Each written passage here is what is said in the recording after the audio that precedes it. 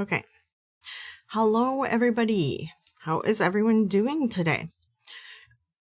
Sorry. Like, last minute trying to do a couple things. Welcome you guys to the stream. I see we have KK, Kevin, Marie. Welcome. Glitter Flame, welcome. Kiwi as well. Starlight Genesis. Hey, Mike. Welcome, welcome. I'm going to take one of these. It's like an enzyme pill for the stomach. Like, I take PPIs as is because I have like an ulcer or something. I don't know. But I find these enzymes help better. Well, not better. In conjunction.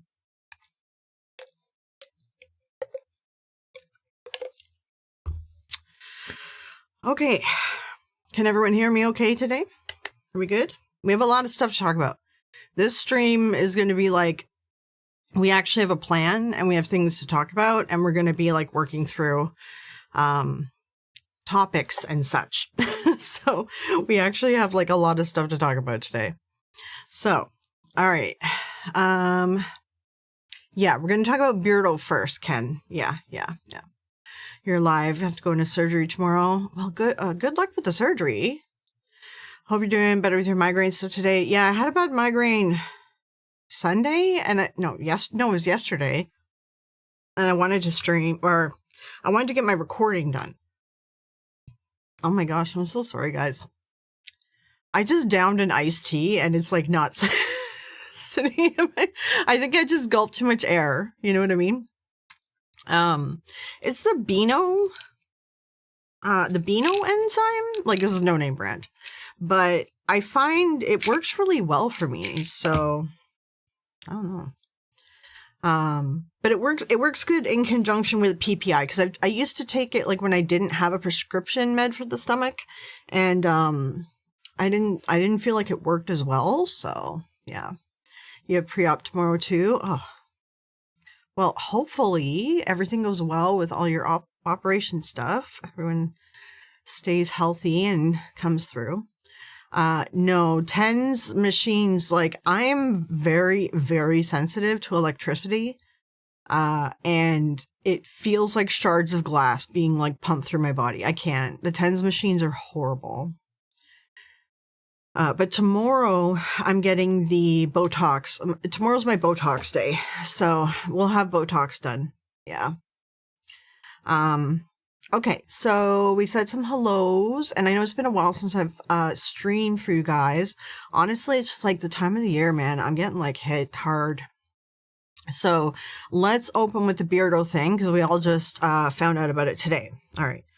So for those of you that don't know, there's a group called Ghost Club Paranormal, and they have done a lot of inappropriate ghost hunt videos where it's revolving around true crime. And listen, this just happened. My video that's coming out next week is also about this true crime stuff and psychics taking advantage of it too. Like, psychics messing with family. It's very in the wheelhouse of what's already coming out. And it's not because of Beardo. I've been writing this script for like a week. I've been doing research for like 3 weeks, even more. So my next video is actually going to be touching on that stuff. So Ghost Club Paranormal, they did one video where they were like, we solved this murder or missing person. I can't remember the exact details, but their new evidence that they got to solve it was a spirit box or an app or something. Like, it's just like inappropriate. It's like, that's the people still have like family and friends that are alive, and they have to listen to this crap. Like, it's just inappropriate. Now, then what they did for their Halloween video is they went to the church that Jim Jones was raised in, and then they did a ghost hunt there that was, it was bordering on inappropriate.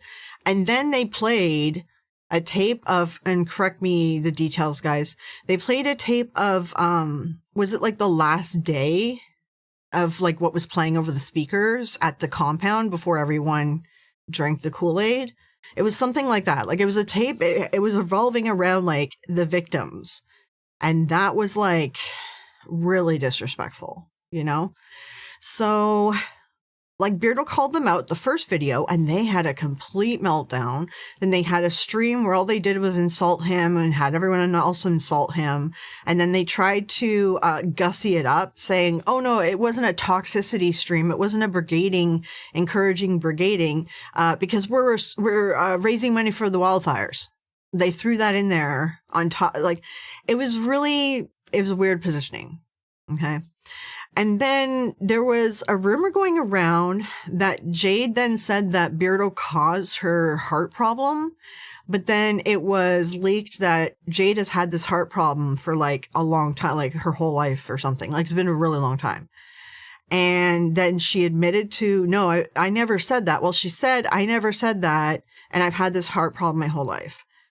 So like, okay, there's like rumors, there's this and this and that, but then some people are saying, well, she walked it back because that Andrew Proving Demons guy was trying to get her to come into his like attack on Beardo, and he was getting weird, and I think Jade was like, oh no, I'm walking this back. I'm not gonna get involved in here, right? So like, this has been going on for a while, okay? So then recently the Halloween thing happened. So then Beardo did a new video on Ghost Club Paranormal where he critiqued them for what they did. And then they complained about him, then he complained about them. And this is how it should go, right? If I critique you, complain about it on your platform. If I want to say something more like if I want to do a response based on what you said, then I'll do that. And then if you want to respond to me, like, let's fight through our platforms, you know, like that's the way it should kind of be when it comes to like these circles, reaction channels, things like that. Like, use your platform to have the discussion. That is the way I personally think it should be. I mean, even like, honestly, even Girl World does that, right?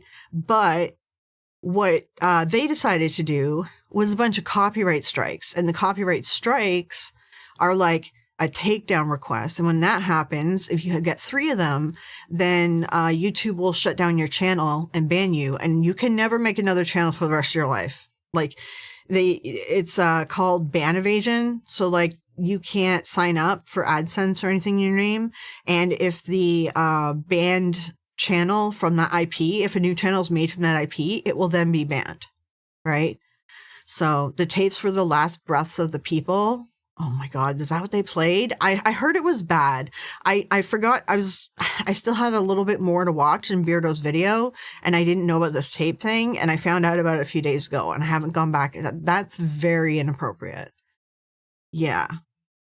Yeah, we can cover Ghost Club Paranormal like I'm talking about them right now. I'm not using any of their material. I'm not using any of their videos. So if they copyright me, how? I'm not using their stuff, you know?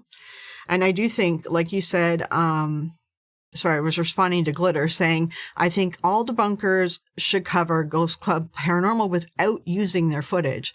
We can do that. Like, I recently watched The Lore Lodge, and he covered a Zach Bagans Ghost Adventure episode where he just like read the script. Like, he wrote out like what was said in it. He like told us what was happening. He kind of like he told a story, but it was like what happened in the episode. And I was very engaged in it. And I'm like, you know what? We could start doing that. And then we don't have to use footage all the time, you know? It was very well done. I do recommend checking it out. It was only like a few weeks ago, close to Halloween or something. It was very good. I was very engaged, and he was doing a fake Zach Bagans voice and kind of like making fun of him. And it was a really good roast. Like, it was one of the best Zach Bagan roasts I've seen, because it was like, it was kind of like sly and like dry humor, and I love that stuff. So it was very well done. So Ghost Club Paranormal, they did a copyright strike. Now there's another channel, and also, guys, do not go to Ghost Club Paranormal's channel and don't comment, don't say anything negative, like don't do any of that stuff, because then it's just going to come back on Beardo, right? They're going to turn around and be like, oh, look, he sent his audience after us. And what we did discover during this stream, what Beardo figured out, and we were looking at, is that there's people that are commenting on Ghost Club Paranormal stuff, and they're being really mean and saying really bad stuff. And they're saying Beardo sent them, but then Beardo's looking and they're not subscribed to his channel, and they've never commented on his channel. So you know, these are just people that are trying to make sure Ghost Club Paranormal stays mad at him. You know, there's something weird going on there. And I mean, I'm not really surprised because there's other debunkers that want to see, or not, sorry, there's other ghost hunters that want to see Beardo gone. So they're probably all doing some BS, right? So then the other channel, which I honestly cannot remember the name of the other channel. I don't remember the name. But I remember that channel kept asking Beardo over and over and over again to look at their channel to try to debunk their stuff. They're like, we got real evidence. You need to check it out. And they kept bugging in his chats all the time during his live stream, right? And so eventually he was like, fine, okay, I'll look. And then he did, and he's like, this is not evidence. First of all, you're using like devices that are obviously debunked at this point. Some of the sounds and things that they were saying were like ghosts. He's like, it's clearly all the windows were open. It was not like an environment that had like quiet sound. I remember like I don't remember all the details, but I did watch all this, and I do remember them asking him to do that. Now those guys are being actually like super toxic, where they did a copyright strike. So that's the third one. But the thing with that, they have to then prove, so the way copyright strike works now is they have to then prove that they're taking Beardo to court. If they don't prove that to YouTube, that proceedings haven't started, then all the copyright strikes get reverted, right? And because these people are in the United States and Beardo is in the UK, they're looking at $10,000 just to start, just to file the paperwork. But the entire lawsuit is going to be over $100,000. And they didn't get any damages from Beardo. Anything Beardo said didn't damage their growth, because Beardo's audience, to be honest, is debunkers. Like, it's the debunking community. So all of you weren't going to watch them anyway. But the big thing with these people, this guy, is he asked Beardo to do this. So the whole case is BS. And if Beardo loses his channel and everything like that, he can then countersue for all the wages lost and everything that he could have made on his channel for the rest of his life. And he can put that guy into the ground. And he can also countersue Ghost Club Paranormal as well, because they haven't lost any viewership or anything from it. Like, if anything, they gain viewership from it. But all the people that watch us, they're not going out and watching people like Ghost Club Paranormal. Because if you guys saw that, you'd be like, oh, this is gross. Like, this is very inappropriate. I'm not going to watch this channel anymore. Right? So it's not like they're losing people that were watching them. And the amount of people, if they lost any, it's going to be a very like small amount of people. And those people don't equal $100,000. So you guys are going to spend $100,000 to take Beardo to court? Like, come on. And if he does, like, I mean, people in the chat were already talking. Sorry, I'm looking for my chapstick. Sorry, this is one where I have to dig it out. I'm at the end of life with it. So hold on. My lips just suddenly got like really dry. I'm talking too much.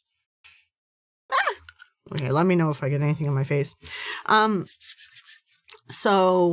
no, Beardo's like done the proper, you asked if Beardo's done a counter notification. Beardo has done the proper stuff that YouTube needs, but I'm talking about like, if they decide to take him to court, like for real, Beardo has a better case to sue them. Like, they'll lose more, because everything he said about Ghost Club Paranormal, it is fair use, and it is fair use critique. Like, it's like the same as reviewing people or reviewing a movie or TV show. Like, they're just not going to win that battle. And if they get his channel shut down, that's a lot of money that he could have made for the rest of his life, and they will all have to pay him that. And everyone's talking about wanting to start up a GoFundMe. He said no, not right now, because he wants to see, like, he doesn't want to start a GoFundMe and then not lose his channel and then try to refund everyone. Like, it's going to be messy. But I think if they go this route, honestly, let's make sure GoFundMe starts. We'll get the community together. Like, even Jason Hawes, we'll talk to him, because he'll like do a little, hey guys, this is what's going on. He'll put it out on his feeds. I think we'll be able to raise enough money to pay for Beardo's lawyer so that he can sue them for wages for the rest of his life. Like, they're going to screw themselves over, all because they can't handle a critique. I have a smudge on my cheek. Where? This is my mole. Is that what you mean? So I just think it's so like, it's very, I don't like, okay. Like Tony Spera, we critique Tony and the Warrens and Elton and all them too. Like, and we all probably don't get along. Like, you know, let's be real. Do we like each other? Not really. But we don't go to these like, we don't go to this like shady depths, you know? Like Tony will go on his platform and complain about us. And then, you know, Stevie will like react to his complaining about us. Like, you know what I mean? It's just like, it's a back and forth. Because, like, if you hide any critique by you, like, essentially abusing the copyright system, but really anything, if you hide anyone critiquing you out in the world, like, that's not a good look for you, right? Like, you should be able to stand up to and look at your work and be like, I'm proud of it because of this reason. But or like if you realize that he was right because playing that tape was inappropriate. Like honestly, it was the tape. It was the tape that was the most inappropriate thing. I think it's all inappropriate, but the tape was like that was the bad one. The bad part of it. But they should like learn from it instead of doing this. And they're essentially like abusing the copyright system because like, again, he didn't play their entire video. He stopped it. He did commentary. It is fair use, you know? You have a speck on your screen. Is that the smudge? Oh, okay. Yeah, I mean, there's even like a lot of people will be like, oh, well, the entire family died or all these people are dead. So what does it matter? They have surviving family and friends that are still out there, right? Like this is why I don't agree with a lot of this stuff. And I am going into a little bit of the next video I have coming out is about Ashley Gillard, the TikTok psychic who got involved in the Idaho 4 case. I'm going into a lot of detail about each of the cases that she stuck her face in. I want to highlight all the victims. It's going to be a much different video because I am doing a sort of true crime aspect to it, but I really want to highlight the victims and not the crime and not the perpetrator. I want to talk about the victims and their surviving family and how people like Ashley do damage. So I'm going to be talking a lot about that in my next video. So, it's going to be different. I don't know if everyone's going to like it because it's not going to be like my typical psychic video where I do like a exposing and then I analyze their like body language or I tell you what they're doing or I tell you if they're using techniques or I show you how their heart rate. Like I normally do that, but this time it's going to be like, no, we're going to talk about the ethics of what she did, you know, and then go from there. Mm-hmm. Yes, but Elton is a dick that he expects people to hate on him and reply in the comment sections. Yeah. Fight in the comments. Like, let's fight in the comments. Let's fight on our channels. Like, if you are proud of your work, then you should be able to publicly, fight any critiques against it. Right.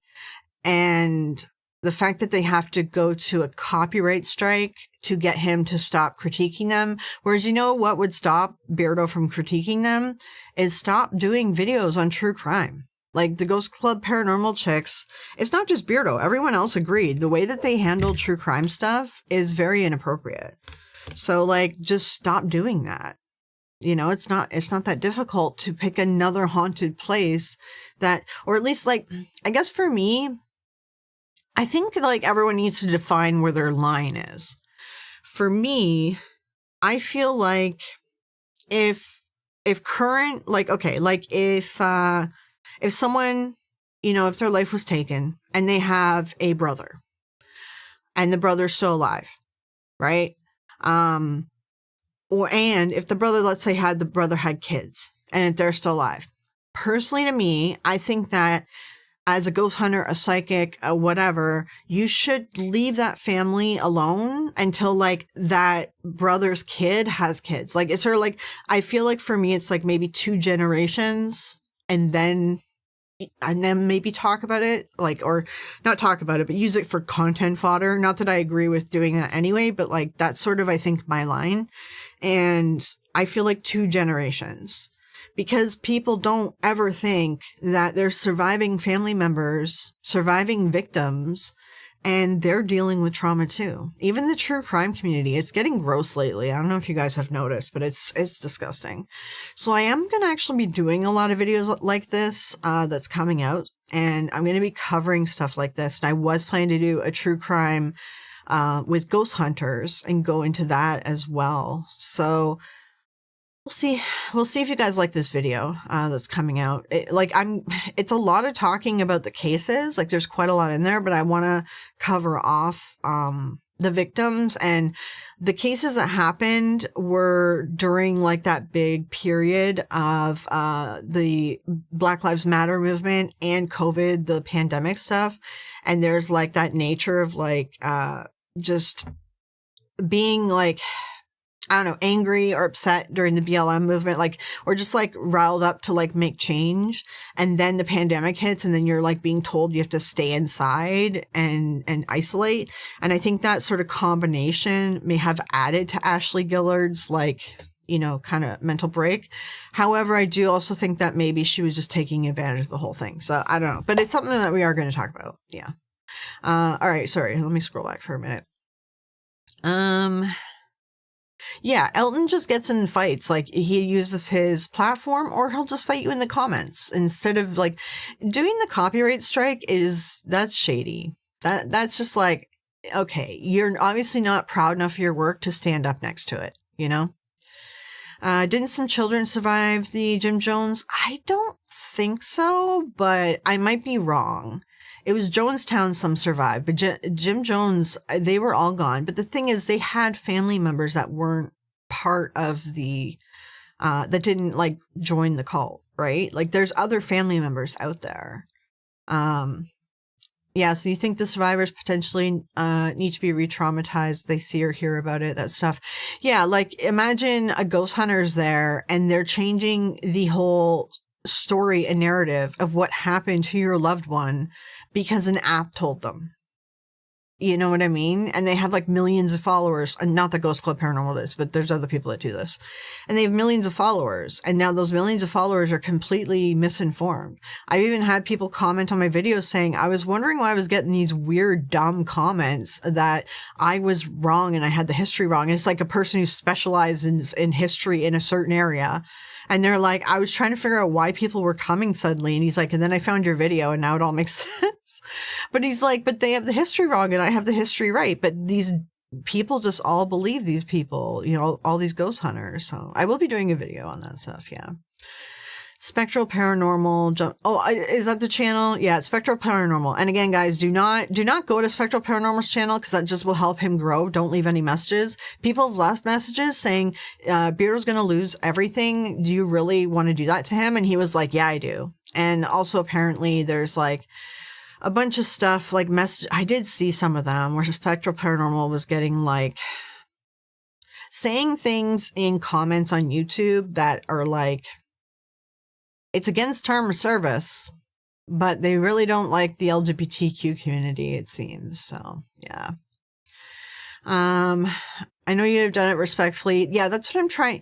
I'm trying to do this next video very respectfully, but I'm also covering the Black Lives Matter movement and multiple cases in it. And I'm kind of like, I feel weird sometimes, like being a white person talking about this stuff, because I'm like, I know I'm not going to give it the proper, like, no one can understand. You know what I mean? Unless you've lived in that person's like body, right?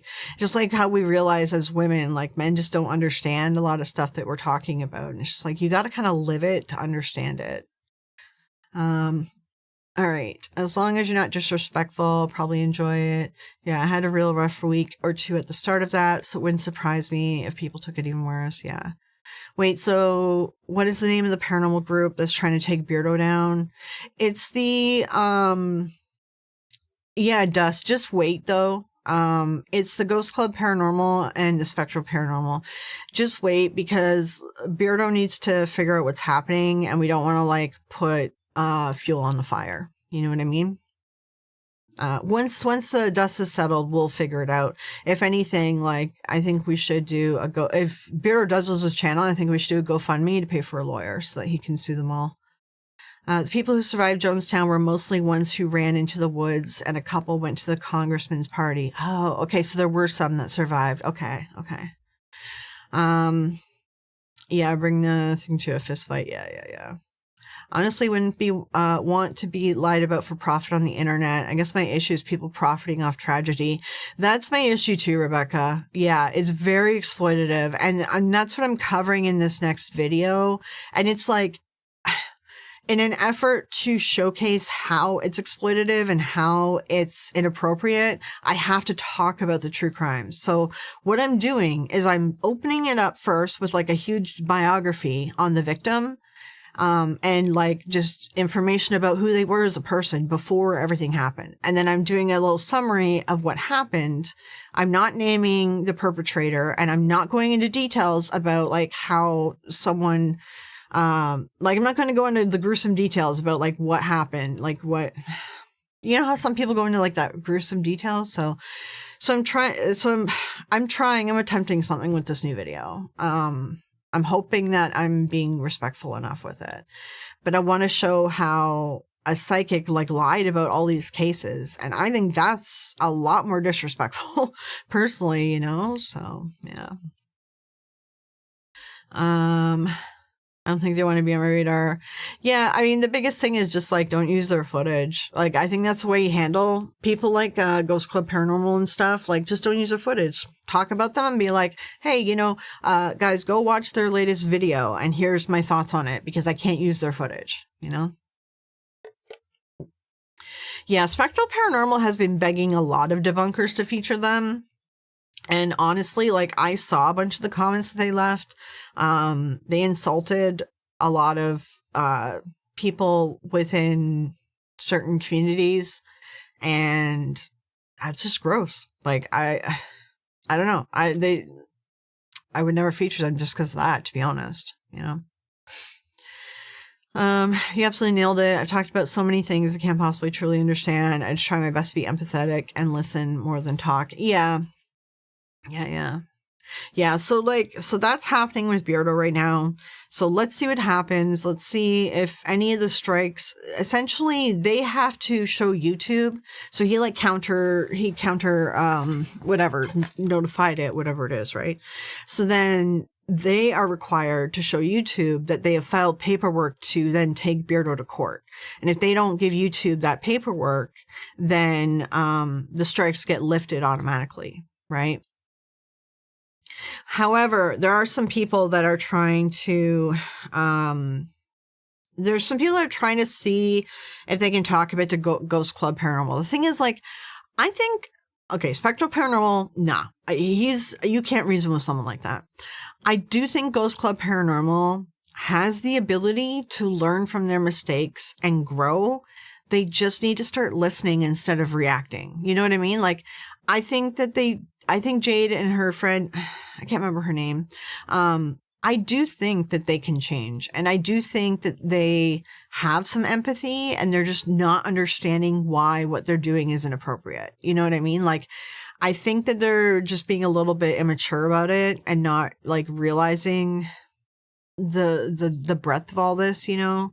So if someone does talk to them and makes them like realize and maybe come to terms, and you know, go complain about Beardo on your platform. Do like a response. And I think they maybe did that or something, and then Beardo did a response back to them because some of the stuff that they said wasn't true, and Beardo had proof of it. So that was his response. So that's like, then respond back to him. Like, the response was, they responded back saying, we tried to talk to Beardo. We tried to open up communication with him, but he banned us. And they're like, look, we commented and now our comment's gone. And they like showed screenshots, and Beardo's like, no, you're not banned. And then he explained how the banning system works and how it hides comments and everything. And he's like, your comment's not hidden. You deleted it. And Beardo proved that they deleted it. And I guess their response to that was to copyright strike them or him, you know? They need to calm down with this stuff and like realize you can build a channel without having to go to these levels. Like, I do think that they're maybe a little bit young and not like realizing right now. So I think that they could change. I think they just need to snap out of their hatred of Beardo, so. Catherine Thrush, an elderly woman, survived within the Jamestown compound, or Jonestown by itself by hiding under her bed and sleeping through the tragedy. Okay. So yeah, so like she's alive right now, right? Yeah.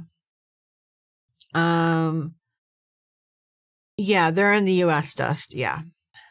She woke the next morning to discover carnage around her and was found by rescuers the next day. Oh God. So there are survivors. Yeah. Ghost Club Paranormal seem young as heck. Is that part of it? Yeah, like I think that's what it is. Like I think that they are like a little bit just immature. I think that they could have the ability to learn and change. They just need to like snap out of this, You give too many people too much credit, or give people not enough credit. I don't know. There's just some people like I look at them and I like listen to what they're saying and how they act, and I'm like, they're just immediately acting out of like immediate anger response, but they're not listening. Like they're not listening to what Beardo's saying. They're not listening to the criticism. They're just immediately reacting. And someone who does that, I do think they can change. I think that that's something that we do when we're younger and we grow out of it as we mature and get older. Is Jade in her early 30s? I thought they were like late 20s or something.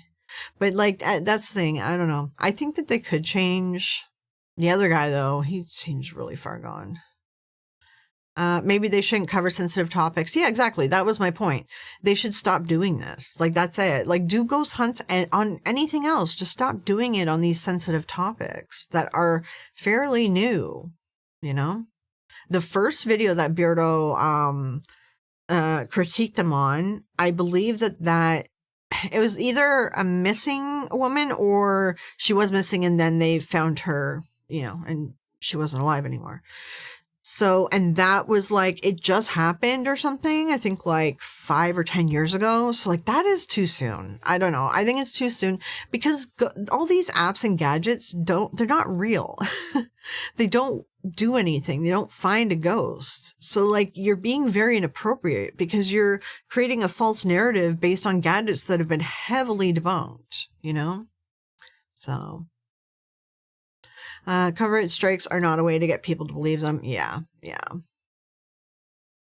Ghost Club Paranormal also held a roast of Beardo. Yeah, that was, I was saying, like the LA wildfires weird roast that they did was like, it was strange. And then they took it down because they knew that they fucked up. So, Jonestown maintained an office in Georgetown.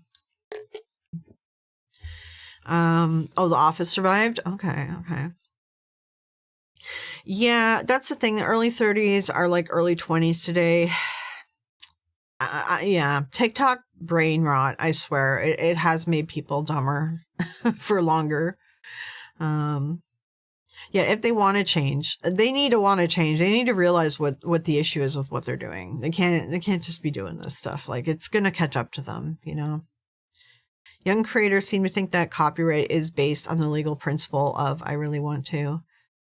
There's other creators that do this too, and they get called out on it. Also, if YouTube figures out that you're abusing the copyright system just to get revenge on someone, they will actually remove the ability for you to copyright strike or copyright claim anything. They will remove that option from your account. So if they keep pushing it, like, it will be removed from their account. Ghost Club Paranormal just cannot stand to be criticized at all. Yeah, that's what it is. Like, they need to like grow some thick skin. If you're going to put yourself out there publicly and you're going to be covering sensitive topics, you need to be able to handle it, Sorry. It's the same as like, there's like some creators that they're pivoting into true crime, and I used to follow them and now I don't like it. But they like cannot handle any criticism. Like, if you're going to do true crime, you need to have thick skin because people are going to criticize you. Like, you're not going to get, happy comments with this stuff, Yeah, I mean, people were making fun of her physical appearance, which I think that's just schoolyard crap. if that's all you can say against someone, then you're not really finding, like, you're not really critiquing them if all you're doing is insulting how they look, which is, I don't agree with it. So, it's horrible if this results in continual action against debunkers in favor of these unfavorable characters. Yeah, I mean, it could set a precedent, which is why, personally, I think that we should all raise money in a, like, if Beardo loses his channel, I do think we should do a GoFundMe and try to, like, push this in the courts, because, like, this stuff can't carry on. So there have been people that have taken people who abuse the copyright system, have taken them to court and won. And that's when, like, YouTube started, that's when YouTube implemented their ability to remove someone from being able to do a copyright claim. That's when they started creating a policy about copyright claim abuse, right? Like abusing the system to just get what you want, you know? Yeah, they used the LA wildfires to attack Beardo. Yeah, that was a weird stream. Yeah. Beardo has up to 28 days to reverse it, or he loses his channel entirely. Yeah, but I think the one from the Spectral Paranormal guy, I think that is up in like a few days, like what, I think 6 days or something, or 7 days, he said. It's not too far away. And at that Spectral Paranormal, like, they have to file paperwork to prove that they're taking him to court if they're going to have their copyright claim stick or their strike stick. And it's like $10,000 to file it because they're in the US and he's in the UK. Like, doing a lawsuit overseas is so expensive. It's extremely expensive, you know? Anyone will always have permission to use my content, I could care less. Yeah, like, that's the thing. If you're critiquing my content or you're like commenting on it or using a portion of it, that's fine. If you're taking my whole video and you're just posting it without doing anything and you have nothing to say, like, that's stealing. You know what I mean? But like taking someone's content and critiquing it and just analyzing, critiquing it, whatever, like, that's fair use. And everyone has been, I mean, listen, like, we have people that we fight with a lot or that we don't agree with a lot in this industry, but they never go to these levels. No one stoops to this level. It's better to have the back and forth, because if you can't feel confident about the work that you're putting out there, then that says something about the work you're putting out there. That says something about you as an investigator or a debunker. You need to be able to feel confident in your work or be able to accept criticism and change, you know? Beardo's always been fair to his detractors, giving them multiple chances to talk before he blocks bans them. Oh yeah. Ghost Club Paranormal isn't banned. They tried to tell people that he banned them when they tried to talk to him about the Jonestown thing in comments, but they just deleted their comments. And Beardo never banned them. So, you know, yeah. Yeah, one guy is the guy from Spectral is the guy who's like, he keeps popping into chat, like all the debunkers' chats when they're live, and he's like begging them to look at his channel and debunk his channel, and they found real ghost stuff. Their channel is just like all the other channels, like, to be honest, except their audio is really bad. They just need to clean it up a little bit. Sorry, my like fingers getting, yeah. So yeah. The two girls are Ghost Club Paranormal. The Spectral Paranormal is a guy. I think he has like a girlfriend or something, but it's the guy that has the beef with Beardo. Yeah.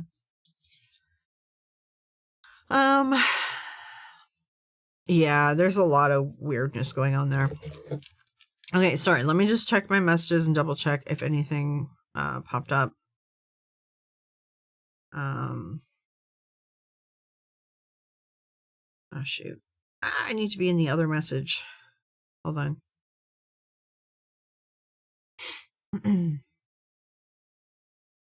Oh no, Messenger, don't do this now. Oh, is it stuck? Come on, man. No. Oh, frick. You know, I really hate... Oh my god. I hate the Facebook Messenger because I have to, like, log into my page to access the Messenger stuff, but it then makes me log out of my personal profile.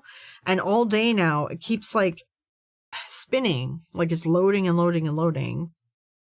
And now I can't get it to open. Great. I had planned to try to get this to work on my phone. I need this actually to work on my phone, so figure out what the heck's going on. Hold on.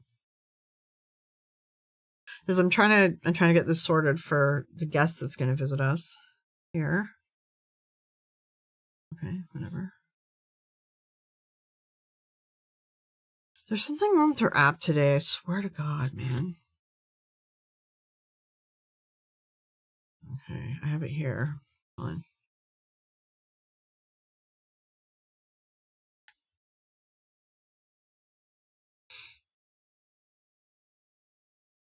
Sorry, hold on. Just trying to sort this out. This is I know we don't normally have like guests and things like that, so I'm just trying to get this working. I'm just gonna go over the dust video first and hoping that my phone, oh man, stop being dumb. Talk amongst yourselves for a moment. If I like restart it, maybe, do you think it would work? I'm going to try to restart the phone.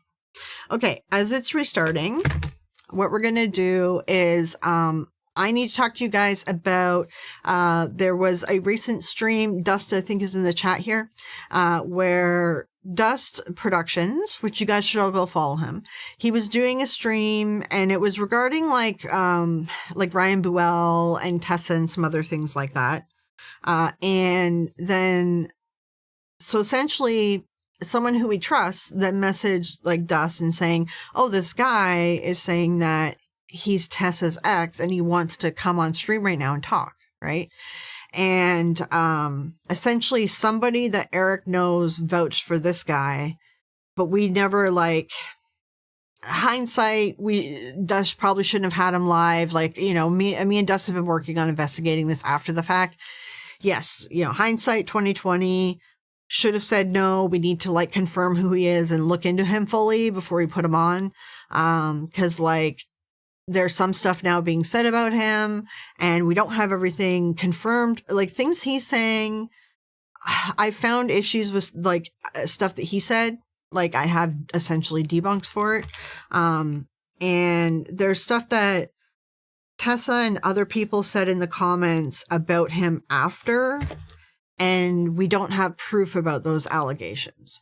So because I did post on my post page, I'm like, hey, guys, go watch Dust stream. I figured let's cover this because you guys are going to be asking why Dust put his stream private. So we're going to take a look at Dust's video right now together. And yes, phone. And then it explains like sort of what's going on, why Dust made the stream private. And just keep in mind, we are still investigating all of this stuff. It's still like an in progress thingy. Okay.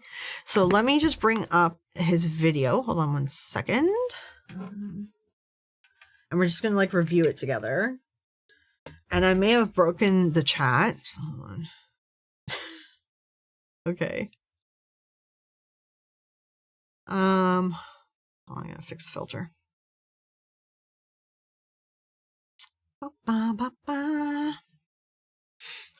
Okay. So the chat might pop up here. Oh, it is. Okay. If the chat is annoying, I can just hide it. So you guys just let me know. All right. Oh, Tessa. Okay, right. So Tessa is right, I know some of you probably don't know these people. Right. All right. So just like a little bit of a rundown. Let me find a picture of them. Okay. Pictures. Whatever. Here they are. All right. So let me throw this over here. There we go. Okay, so Tessa, so Nick Groff, when Ghost Adventures started, the one with Zach Bagans, it started with Nick. And so what I've been told, and like whatever, and we'll talk about it too, and Tessa's going to join us as well in a little bit, in a moment here. So Nick and Zach and Aaron, the three of them started it, right? And then I don't know all the details of what happened. If Nick ever wants to come on and talk more about it, but I know there's been like a lot of back and forth on stuff, and some people know about this, some people don't know about it. You guys can look it up after. But Nick ended up leaving Ghost Adventures, and however, like there was something when we had Tessa on, I'll ask her. Nick owned like 51% of it or something like that, and so he left. And Nick was married to someone else before. Then he went through a divorce. Then he met Tessa, and Tessa is a psychic medium. And so Nick is a ghost hunter. So now the ground rules are for this situation that we're talking about. We're not talking about the psychic medium part. She knows like how I feel about the psychic medium aspect, and that, I will critique her and debunk her on that and like whatever. And she's like, yeah, do what you gotta do. Like, we're at this, like, let's agree to disagree on the psychic part. As well, I don't agree. Like, she does support Ryan Buell. She knows him well. She's friends with him. That's fine. You know how a lot of us feel about Ryan. So, again, that's the other topic that's like, we're going to agree to disagree on that when it comes to Tessa. Okay? Yeah. So, essentially, that's the background of who she is. So, sorry, I'm just reading the chat. Dust, that looks like a nice channel. Yeah. Because the Tessa is on TikTok, that app's banned, from my life. Yeah. I mean, to be honest, TikTok is like, it's brain rot, So there's a lot of rumors about Nick and Tessa. So during the live stream, this ex came on and he told a bunch of stories about stuff. I can debunk a bunch of his stories. Some of his stories are not adding up. I went through and looked at the timeline. I looked at it's all on social media, the timeline of everything in Tessa and Nick's relationship and Tessa's like love life. It's all online. So the stuff that he said during that stream is just false because I've looked at the timeline and it doesn't match up. And so there's that aspect of it. And then there's just some stuff that's like, I don't know. We're sort of at the point where we think that there's some truth and there's some lies, probably on both sides, to be honest, right? Because Tessa did date that guy at one point that was on Dust's stream, but clearly it was a toxic relationship, and he's got stuff to say about her. She's got stuff to say about him. It's interpersonal drama. We've all kind of, I think, experienced that, if not ourselves, a friend or whatever. And essentially it got aired out on Dust's stream, and we're just trying to now fact check stuff. Right. So yeah. Yeah. You value your brain. That's why TikTok is banned. Yeah. TikTok is like, man, it's brain rot, man. Yeah, like essentially Tessa reached out to Dust and was speaking to Dust about Sean. Oh, so on Dust's stream. So Sean, so there's a rumor that was going around. It's been years I've seen this rumor, and I found it in a lot of different places. And I never made a video on it because, of course, it's rumors and conjectures. But what I found is somebody was saying that Nick cheated on his wife with Tessa, and that's why they got a divorce and all this stuff. But that actually isn't the case, because I've looked at the timeline with Tessa. She went through it all with me, and then I went through her social media and Nick's social media, and yeah, her timeline is checked. It's correct. So that never actually happened. But the Sean guy, he said that did happen. He said that she was cheating on him, with Nick, and that she trapped Nick by getting pregnant, which doesn't match the timeline. And that's why they broke up. Like, that's what he said in Dust's stream, right? The thing is, Nick proposed to Tessa in April of 2021. Tessa was pregnant in October of 2021. Pretty much I think around when they got married. So she probably got pregnant like on their wedding night, to be honest, but we'll talk to her when she comes on. So there was no tricking him into marrying her. On top of that, her and Sean broke up well before that. And we did talk to somebody else, and we didn't ask him like when they broke up, but he just confirmed it during the call. Like, he was just talking about what he witnessed about them when they were in their relationship many years ago. And so her and Sean were broken up for a while. She had another boyfriend in between Sean and Nick. So like, the stuff he said about their relationship just isn't even true, right? So it's kind of like, okay, so that's not true. So then what else isn't true, right? So we're kind of trying to fact check stuff. Then Tessa and some of her friends and people we don't really know did comment on Dust's video, and he's going to show you. I'll play the thing for you. They commented and said that Sean is like, that he, I don't know. I don't want to make like accusations. They commented and said like, Sean allegedly has like sexual misconduct situations going on. But I'm like, okay, you got to provide proof for that. Like, is there a police report or whatever? So Tessa is currently looking into see what she can find about the police reports that have been filed in the past, and see if she can give us any sort of proof that that actually happened. Right. So essentially, like, listen, if we platform someone who does have a history of, sexual misconduct with women and whatnot, then yeah, we're gonna make sure that they're outed, like we usually do. Look at like little Joey and things like that. We make it clear, like, if someone is dangerous that's in the community. But we need proof. So if we don't have proof, then we can't see these allegations as correct. So essentially, what I was going to just do is lay out for you guys the facts.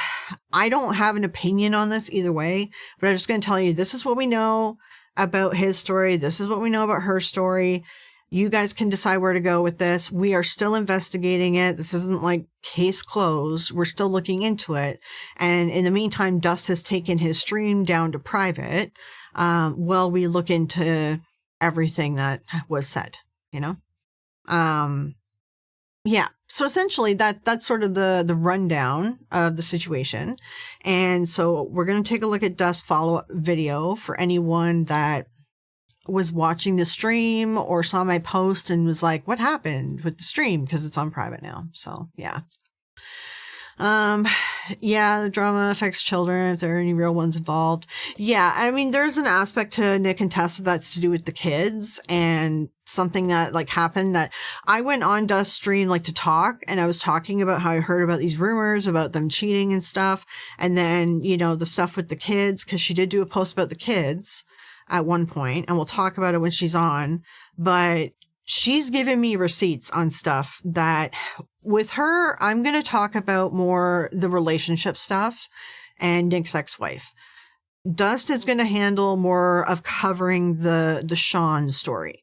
We will probably touch on each other's stories, but we're sort of like splitting up the story, because when I went on his stream, I was talking about the kids and the relationships, and Dust was more talking like interviewing Sean. So that we're going to try to split up the workload. Like, we are helping each other, but we're going to kind of split up the topic, I guess you could say. So please do go follow Dust Productions. All right. Now, Dust, he's a friend of ours. He's friends with, like Taryn and Stevie and like Eric and Kristen, Vic. Like, he is a friend of ours, right? He has been covering stuff. As you can see, he's been covering some different paranormal stuff. I'm losing my, getting a dry mouth. Okay. So, he covers paranormal and he covers Power Rangers. Those are like his two topics he enjoys. So if you do like Power Rangers stuff, he does have a big news that's going to come out about Power Rangers. I think this week or next week or something. So yeah. Seen bad shit to happen to kids when their parents bring the drama to socials. Yeah, I mean, there's a reason. That was my issue, and I had an issue with it. But there's a reason that Tessa brought like 2 stories to social media about the kids and Nick's ex. I didn't like seeing that. I was like, oh, I really don't like to see that, because I like the kids. Imagine, right? Me and Tessa talked about it. She explained why she did it. Her reasoning for doing it does make sense. And she has given me receipts on stuff. So like, which the story she's telling me is true. So that's why I'm kind of like, okay, let's bring her on. She can talk about it. You guys can ask questions about anything that you've seen on it. So yeah, I'm a confused baby boomer. Yeah, I'm an elder millennial. So I kind of grew up with socials. Yeah, that sort of like in between. All right, let's check the volume though and make sure that this is going to be okay.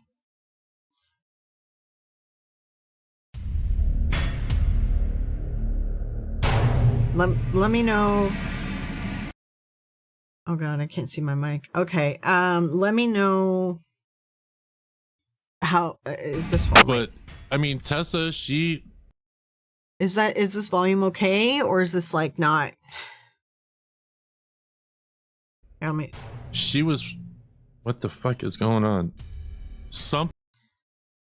Is that volume okay with you guys before I play it fully? Hey, cat. Power Rangers. Yeah, Dust likes. He has 2 topics he likes to cover: Power Rangers and paranormal. Sounds okay. All right. Okay. So this is his follow-up video for what happened on his stream. But I mean, Tessa, she was. What the fuck is going on? Something's developing right now. Someone is pissed right now and wants me to call them. Hello? Hey, okay. Is this Sean? Yeah. Hey, how's it going? So are you not trying to really say who you are too much, or? Everybody knew me as Reverend Sean Patrick. What's on your mind? What would you like to talk about with Tessa Groff? I'll tell you what, you ask me a question, since everybody's on the knowledge train about who she really is and the fraud she really is.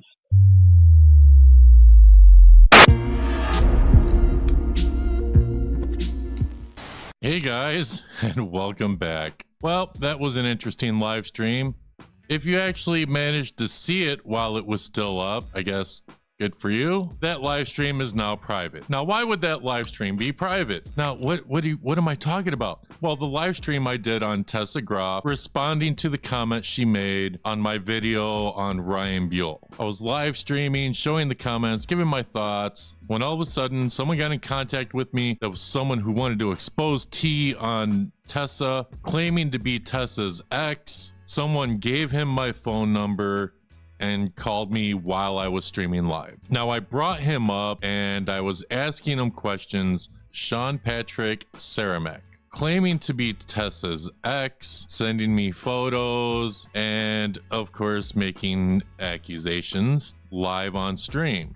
After the live stream, there were many comments saying, oh, I'm gonna get sued, and oh, Sean is a PDF file and a stalker. And of course, Tessa herself commented on it, saying the same thing, and that she has an open case against him. These are all serious allegations. Now, Tessa did privately reach out to me. I did put the video on private because right now, me and some other people are trying to confirm these allegations. Of course, I've spoken to Sean once, asking him about these allegations, and he said they're not true. We've done a search. We can't find anything on any type of like sex offender registration. We can't find anything at all on him. Now, I'm not sure what to believe. To be honest with you, I could be getting told the truth by Sean. I could be getting told the truth by Tessa. I could be getting half truths from both of them. It's almost like I'm caught in the middle of like if they were dating, just kind of like two exes fighting. Now I'm caught in the middle, or something else that's even crazier. Now, right now, we're trying to confirm everything. It might take a little bit of time. In the live stream, Sean says that he worked with Chip Coffee, so Tessa reached out to Chip Coffee to see if he knows this Sean guy. Of course, I have reached out to Chip Coffee, so Chip, if you're seeing this, please send me a message. If anyone has any information on this, either way, I'm looking for legal documents, police report numbers, anything like that, if you can prove it. Of course, innocent until proven guilty. I'm not going to believe that someone's guilty without seeing like reports of stuff. And of course, there were threats of, ooh, we're sending this live stream to the authorities. Well, if the accusations are true, then they need that live stream. I let anyone come up and give their opinions or whatever they have to say. Anyone can come up and defend themselves. I'm just reporting on stuff. People send me stuff. It was out of the blue. I was completely blindsided when this dude just kind of showed up on my live stream. If you did see the live stream, you saw how like flustered I was. But right now we're just trying to confirm everything. If you have information, please send it my way. I don't want hearsay. I don't want he said, she said. I need documents. If the authorities are seeing this, well, if you need my live stream, I'll send it to you. If you got case numbers or proof, please let me know. I just needed to address this because the live stream disappeared. People are asking questions. I need to move forward with this, whatever I do. So I thought I'd make this video. I am in contact with some other YouTubers who are also looking into it. We're trying to see what's true, what's not true. And since Sean was making accusations against Tessa, and Tessa is now making these accusations against Sean, and I have proof of nothing, the live stream is private for now. I need proof. If anyone has any proof, send it here. I'll probably be live streaming sometime this week. This has all been pretty crazy. Everyone, don't forget to like this video, subscribe to my YouTube channel if you haven't done so already. We'll see you guys next time. All right. So definitely go and follow Dust. All right. He's a good guy. Let me just bring up some stuff here. So, show. Oh, no, it's not that one. Give me 1 second. If I do this. Yeah, okay. You guys can't see it. Okay, cool. Now, because here's the thing, right? I started talking to Tessa. And then we got on the topic of some other stuff that was interesting. Side tangent, me and her, and some stuff with Zach Bagans that I thought would be interesting. So I kind of wanted to talk about that too on this live stream because I think that all of you would really enjoy or appreciate or whatever hearing some of this stuff. So yeah. All right. So I'm just bringing up some stuff, pictures and such.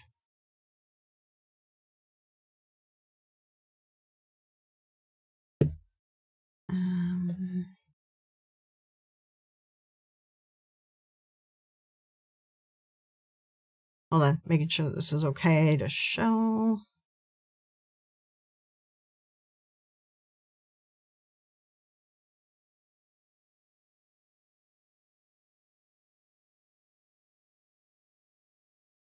Okay.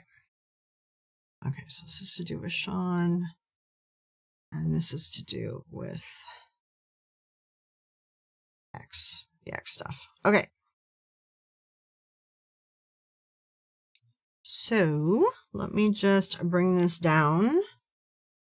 And what I think I'm going to do is, give me 1 second. I'm going to take that window capture down. I'm going to load some pictures up in here for you guys.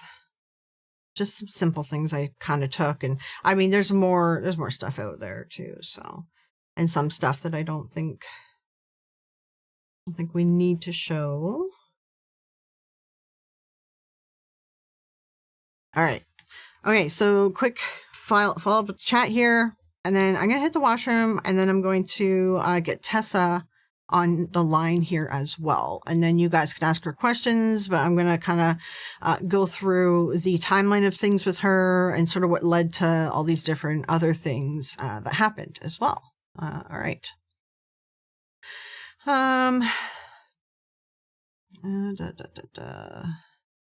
Dust, what have I told you about getting in the middle of things? Yeah, Dust likes to stir the pot. Yeah, Chris is friends with Dust too. Yeah. Or you stay neutral, let them figure it out. Yeah, it's kind of like, honestly, with this like Sean versus Tessa thing, personally, the way I see it is this is like they were obviously in a toxic relationship. And this is just sort of like a back and forth. You know, I don't think that, like, if substantial claims can be provided to us, like if substantial information can be provided to us that he did these other things that were said in Dust's comments, we want that. We want to know, like, proof of that so that we know, like, about, we don't want to platform someone who's done that, obviously, right? But we're still waiting on proof of anything. But some of the other stuff that he said, I have disproved by going through timelines and looking at the social media. So there's some big stuff that he lied about, you know? And when you start catching someone in a lie, then it's like, I kind of feel like it's, I don't know. I'm trying to, like, not really have an opinion on it, I guess, just kind of present you guys the information. So I know we can't look at the whole live, but there was a lot of stuff he said, and we need to confirm things before we make it live again. Yeah. A Judy drama to distract me. Yeah. So he said, she said, till there's a shred of proof. Yeah. Exactly. Yeah. All right.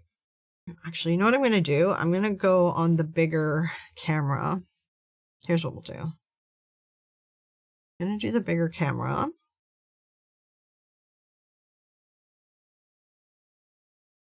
Okay.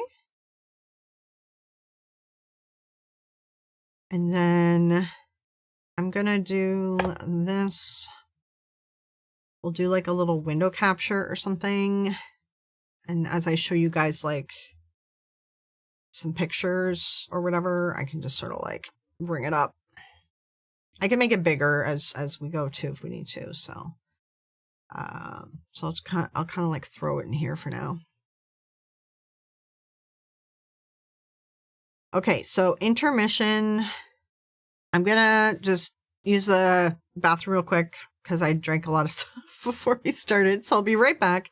And then we'll bring Tessa in for to talk. And then if you guys have any questions or anything like that, then you can ask them to her as well while we're here. So but yeah, like a lot of the big like accusations, like, again, unless there's proof of it, like, I'm not really gonna say yeah or no on it, obviously, because I need proof. I need proof that it's real, right? So all right, so I'll be right back.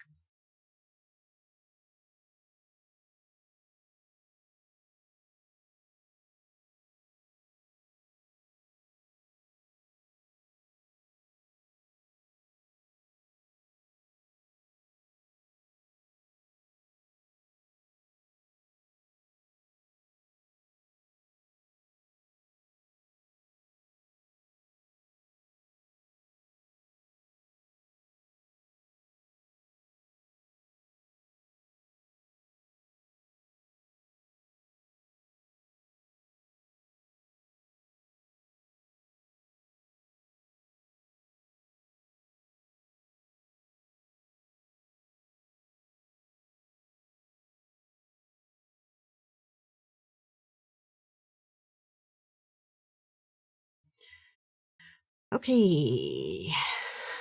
All right. We check chat.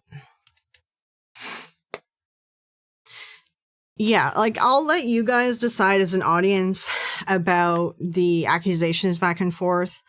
We're obviously still looking for information about the PDF thing, and Dust is looking further into Sean, and there's going to be more updates on that angle there. What I was covering a lot with Tessa was more the accusations of Tessa and Nick cheating and stuff, which has been like a rumor that is around. It's been along for a long time. So she's going to come and talk to us, and I'm going to talk a lot about that. But then there's also some stuff about like the journey of this. She had like a show, and then when they found out she was engaged to Nick, Zach like got it canceled stuff. So I kind of wanted to talk about that a little bit as well, because I found that interesting. And I did find that she did post this story on Instagram. So yeah.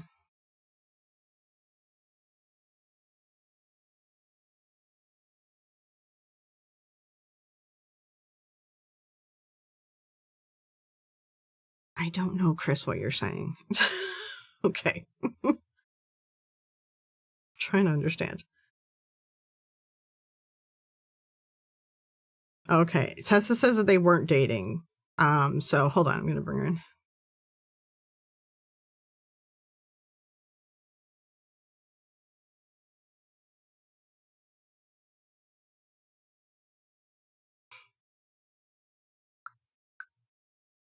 Okay.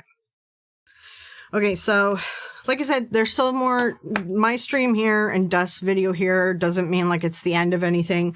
We are still looking, researching all the different stuff. Yeah, we're looking for proof of everything. Yeah. All right. So I'm going to bring her in with, come on, phone, connect. Okay. This should work because it started to work when I tested it. Hold on. Come on, connect to the phone. Hold on, I might need to reconnect my phone. No, is it working now? Hold on.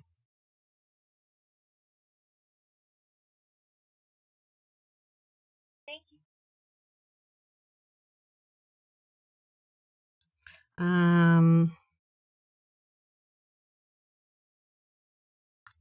Okay, this worked last night. Let's see if this works. Oh, you know what it is? Oh, hold on. I know what it is. 1 sec. Whoops, that 1 sec. I realize I have to change headphones.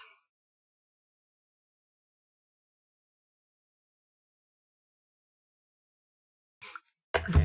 I forgot. I have to change into these other headphones because it doesn't like Bluetooth. I forgot about that. Find these things.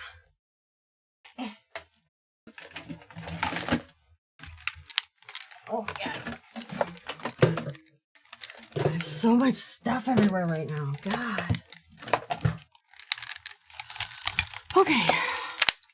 Goodness. That's what it is. I remember now. Whoops, not that. We have to change to headphones. Sorry guys, I'm trying to get these hooked up.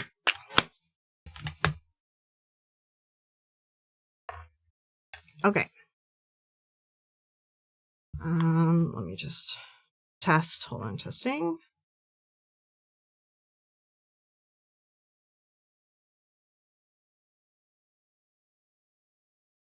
Okay.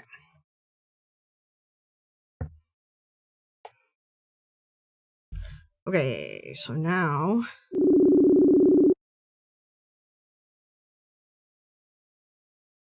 All right, are you there? Hey, can you hear me? Why is it being weird? Yeah, hold on. It was on the computer. Now, hold on.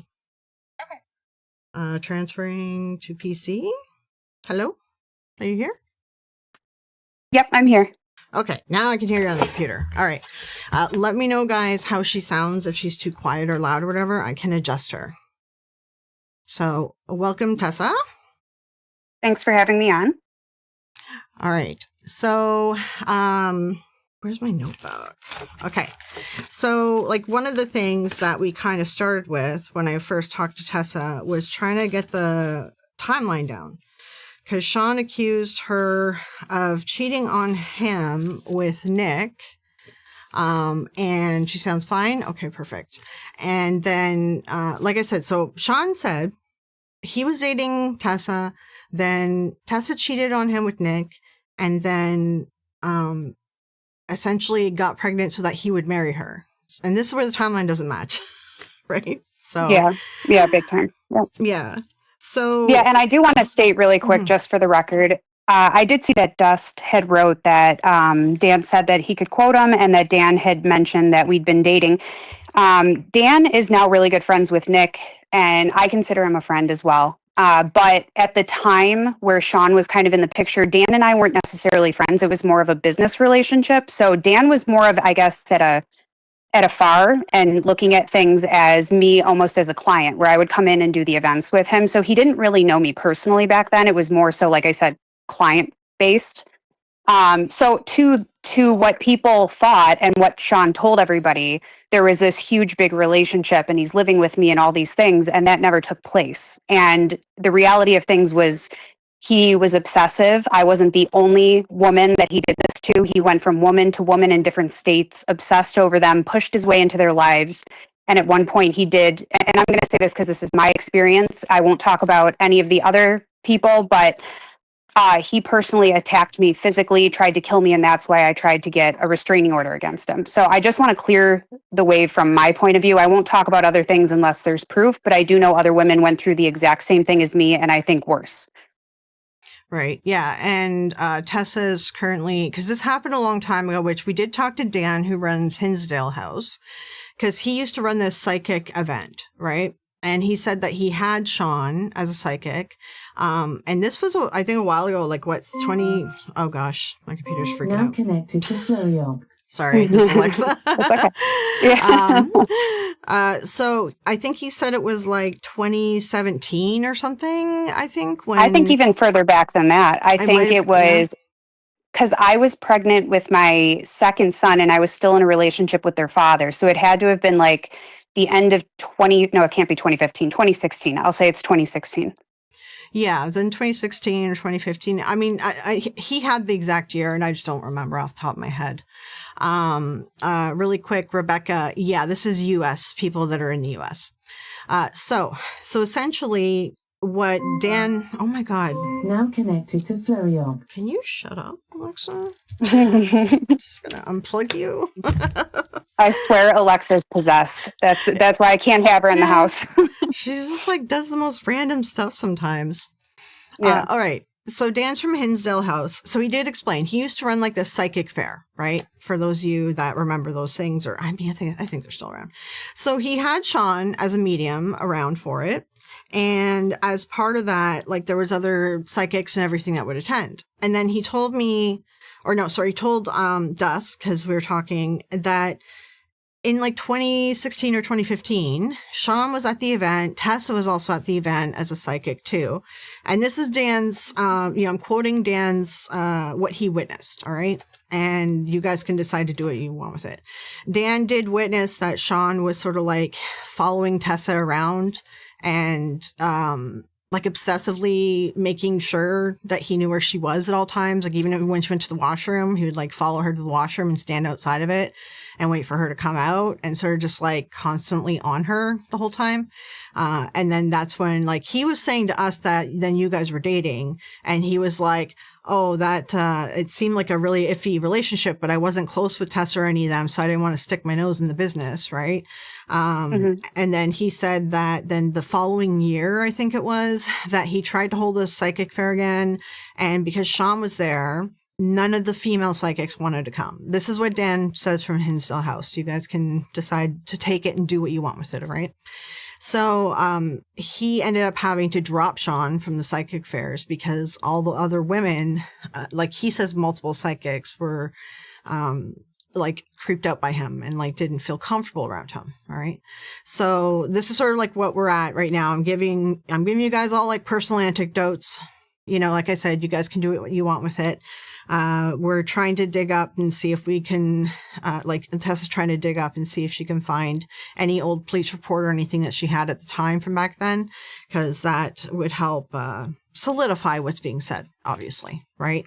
Because right now it's kind of like you guys have to decide what you're going to do with it. Like if you believe any of these people, or if you don't believe them, or if you just want to wait for more information to come in. And I feel like that's sort of where I'm at. I'm just like in the middle. I'm kind of like, okay, we got some information, some stuff I can tell like was a lie because I've done the math on the years, and some stuff is just like, okay, well, we need proof for that. Like, so just kind of like waiting to get enough proof on either side to figure out like what's true and what's not true. Right. Yeah, I mean, and honestly, I don't, and this is just my opinion, like, so he's done this before. This isn't the first time that he's jumped on. It was whenever he saw that I did well in something and he felt scorned because I did not want him in my life. And I think it was back in 2019, he tried this again. Everything that he sent to Dust, he tried putting on the internet again. He stalked me at my shows.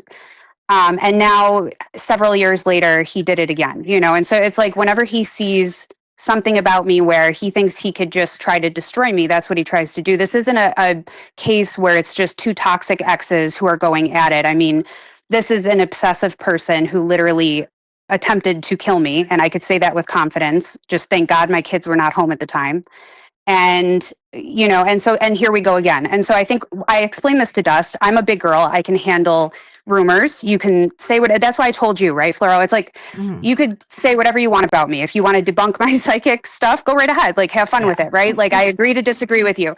I'm a big girl. But when it comes to the safety of me and my children, my household, that's where I told Dust, like, I would appreciate it if this person does not deserve a platform when he's hurt so many people, and I can't afford to put myself and my kids through that again, like worrying that this guy is stalking me and now he has a platform to do this again, and so the rumors are one thing and my safety is a whole different thing. Yeah, exactly. And that sort of thing. Someone asked in the chat, why don't we fact check him before giving him a platform? Honestly, guys, 2020, like I started the stream, I said hindsight's 2020. Everyone got caught up in the moment and just Dust brought him on right away. Yeah, we shouldn't have done that. Oops. So now we're trying to fact check everything because like a lot of people watched that stream. A lot of people maybe saw some posts about it and then they're like, where's the stream? What is this about? So we're now I'm doing this live right now with Tessa. You guys can ask her questions in the chat. And then Dust is he did that little follow-up video and then he's going to be digging some more as well. And I'm helping him dig through some stuff and essentially just trying to like figure it out after the fact. Yes, it's messy. Yes, oops. Stuff happened, but we're trying our best to get you guys all the information so that you can make a decision on the whole thing in the end. Once you put something out there, it's out there. So we may as well like try to go like, okay, this is what we have so far. This is what we can't confirm yet. Like, and just kind of keep you guys filled in on everything. Right. Chris says there's levels to this stuff. Even this is all or even partly true. It's not okay. Rather Tessa or anyone. Yeah. Like there's different levels to this and there's different topics. Like I try to explain, like when me and Dust were discussing, it's like, okay, there's like Sean is a topic, but then like I talked on the live about, the rumors about Tessa and Nick's relationship. Right. And then how like Nick and, Ghost Adventures broke up and stuff. So I was like, well, why don't I talk more about that on my live? Because I've talked to Tessa about it some more. And then we'll cover more of the Sean thing on Dust live or video, whatever it's going to be. Once we have like a bunch more stuff to work with, So, but yeah, I mean, you guys can feel free to ask questions though, regardless of anything. So yeah. I also know Dust doesn't want to misinform anyone. Yeah, that's what it is. It's kind of like, listen, people got caught up in the moment. Yeah, oops, we're sorry. Dust is sorry, and we're trying to fact check it now. We don't want to misinform anyone, and that's how it's always been with. I mean, all of us, our whole group. You guys all know, like Chris and Stevie and all of us, right? So we try. Dust says, I always drop the link for people to come on my live streams near the end. Just because I bring someone up does not mean I agree with what they say. Yeah, Dust acts more like a journalist. Dust will let anyone come on his show and tell their side of the story. Like, so Dust is kind of like one of those open podcast journalism sort of setting, right? Whereas like my channel, I tend to like do a lot of research and I try to like make sure I have like references and things confirmed when I talk about it. And then I sort of do deep dives, right? Once in a while we do like little light videos, but so it's just like two different styles. So with Dust, it is about, he kind of does have an open call. You can hop on his stream at any time and talk. And yeah, some things like even the conversation got a little out of hand, which, we agreed to. I was like messaging Dust, like, you need to edit this part out because he should not have talked about that. So like there was some stuff that were like, oh, this guy shouldn't have talked about that. Right. So it's like, that's sort of like the risk you take when you offer an open mic evening. Right. So it is what it is, but we're learning from it. Dust is learning from it. We'll figure it out. Right. Rebecca, he sounds mentally unstable from the description of behavior. Yeah, I mean, not saying you guys decide what you think on it, because there's other people that have messaged me. Well, there's one that messaged me and vouched for him and said that he's a really sweet guy. He'll do anything. He's always done anything to help her out. Like, he's dropped everything to help people. And he had sent stuff to Dust where he had like volunteered at a VA organization or something like that. He had like a certificate of like thanks and everything. He is a veteran. Well, can I just interrupt you on this really quick? Yeah. You know, I think he likes to use the fact that he claims he's a veteran. But, you know, one of the things that he tried to do, because I did not want to date him, was he offered to help me with my brother. My brother is a combat veteran from Iraq. He was 1st Cavalry Infantry Division. He was the gunman on the Humvees, and he was a sniper. He suffers PTSD, a TBI, and he had shrapnel wounds. He lost a lot of people, and he was discharged because of all of that. And one of the things that he said was, because he worked at the VA, that he would try to help me with my brother and like to help him to figure out benefits and to figure out counseling. And instead of helping us, he actually utilized that as ways to get information about my family and try to push his way in. And during that live stream, he did nothing but trash my brother and trash my family. And I'm sure that him and whoever else is using it as like, oh, look, I'm a veteran and I try to help people. But in reality, he has severe mental issues, and he uses the veteran background as a way to kind of hide that. So, you know, he shit talked my brother. He said all sorts of false things about him. And then he wants to use that as a way to say, well, I help other people. And to me, I think that is beyond contradicting. It's false. And, you know, and then I think somebody in here said, does he bother the children? He was stalking my children's school. So he was pulling his truck up. I had pictures of his truck by my children's school. I was terrified that he was going to try to snatch my kids at one point. I had all of this documented with investigators. He was tracking my license plate, where I was going. He broke into my house, like I told you. This person is not a good person. He does not try to help people. And if he is helping you, then I would be very concerned as to what he wants from you and why he's doing that. Put it that way. Mm-hmm. Yeah. And Tessa, this happened a while ago when she had the investigations open. She is trying to get us a copy of some of that stuff, or even just some communication between her and the police officer, so that she can prove that she had an investigation open. So she's working on getting that for you guys as well. When she gets that, we'll be showing it on Dust's channel, not on mine. Yep. And so just to follow up on a couple things in chat. So this person, Eddie Lee, says, I can personally attest, I did a psychic event with Dan and Sean. I asked to be moved away from Sean due to his inappropriate behavior I witnessed during the Reiki sessions. So I'm not sure who like your real name is, or if you don't want to give it, that's fine. But that is like a comment in here. Ken says, so Dust is the Howard Stern of paranormal. Yeah, I mean, Dust kind of has he has an open platform. Anyone can come on, yeah. I've had friends before. Okay, Scarborough says, I've had friends before that in their mind had relationships that anyone outside the situation would say there was no relationship, especially the party. Yeah, I'm like confused about the relationship. And Terrence says, it is about perspectives in any relationship, because Tessa, I mean, not saying Tessa that's necessarily romantic, but even just, you know, being friends and whatever, it's still a relationship. Maybe he thought it was romantic and you didn't. And that does happen. That's what Scarborough was saying. So Taryn's saying it's about perspectives in any relationship. Tessa's doing what he just did, just saying her side. Yeah, it's kind of like, okay, let's give Tessa a chance to talk to everyone. He kind of talked to everyone, and like, we don't mind leaving up, like, you know, Dust could like go through and edit the live of the stuff that maybe he wants to talk about that is valid.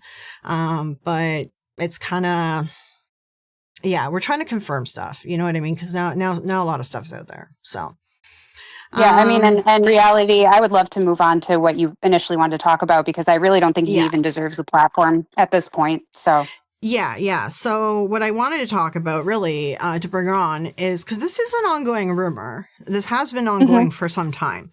It first started with, oh gosh, let me see if I can find the name of the person. Hold on. I know I saved the one Reddit post. Okay, so it first started with rumors that Nick was dating someone from another TV show. I can probably find the Reddit post. There it is. Real life fatal attraction. Okay.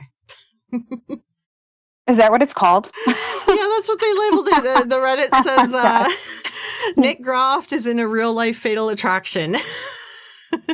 Do you know that I didn't even know that that was a rumor, that people thought that I cheated with Nick? I did not know Oh, that that was really? actually, I had It's no been idea. around for, yeah. I had heard of other rumors regarding that because I know that his ex-wife put that out there, but I didn't know that people thought it was me because I came so late in the game that I had no idea they would have tried to put those two things together. So I was actually laughing at first because I was like, there's no way that this can be a rumor. Yeah, like this was from a year ago on Reddit, but like I found there's like blog posts, there's forums, like there's stuff like, but it's rumors, right? It's people just chatting on the internet, which is why I never really like covered it because I'm like, well, I like to have like definitive proof, right? But yeah, they go on to talk about like he cheated with, what's the name of that show? I'm trying to remember. Goes to Shepherdstown.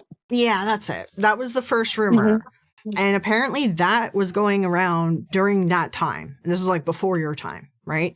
Yes. So that was going around during that time that he was cheating with the Ghost of Shepherds girl. And I can't remember her name right now. Rebecca? Elizabeth. Elizabeth. Elizabeth. Okay. Yep. Yeah. So that was the rumor that was going on. So then I found a couple places where it said that his ex-wife showed up to that set and had like a complete like meltdown and stuff. And then that started to cause tension between Nick and Zach. And I was just saying like on Dust thing, I'm like, these are the rumors I read and they are rumors. So like, I'm not confirming them, but this is the stuff I was reading about. Right. And I'm like, oh, that's interesting. I was like, well, is that maybe what started the rift between Nick and Zach, and then from there, so now we have, Ghost of Shepherdstown is like, well, what year was that? Ghost of Shepherdstown. Honestly, I don't know. I think there was like a crossover between that and when Paranormal Lockdown was going. Yeah. I think it was like 2016, 2017. Yeah. Like that whole time. Yeah. So 2016 goes to Shepherdstown, 2016, 2017. Because that's when, right, this is what it was. Because I don't have all the stuff I read saved. So it's 2017. Nick separated from his wife, his first wife, Veronica. Or does she like Veronique? What is she? Veronica. Yeah. So 2017 they separated, which is why that rumor started, I think, about his co-host, because people were like, oh, they must have been sleeping together and that's why they got separated. That's what it kind of was, right? And that show ended, I believe, after like 2 seasons, so 2017, and that was when he got separated. Then 2018, Nick, the divorce was finalized, like the full or whatever, filed for divorce or whatever, right? And then from there, 2018, now, you didn't meet Nick until 2020, right? Yeah, like the very end of 2020, yeah. Yeah. And then she first met Nick by interviewing him on a podcast. And so she sent me the link to the podcast and I didn't bring it up automatically. So I forgot to do that. But she sent me a link to it because they had to re-record it as well because there was a problem with audio. But when she first interviewed Nick, she was saying that he was on Ghost Hunters because she really didn't know who he was. So she got confused. I felt like a complete... and nobody even told me in the moment, so it was really embarrassing after the fact because I didn't like Ghost Adventures, like the newer stuff, because of Zach, so I never watched it, and I didn't know anything about Nick, and so it was really embarrassing. I said he was on Ghost Hunters, and it was September of 2020 that I had him on. But yeah, his audio went out. I had him back on after that, and that's the link that I sent you. So.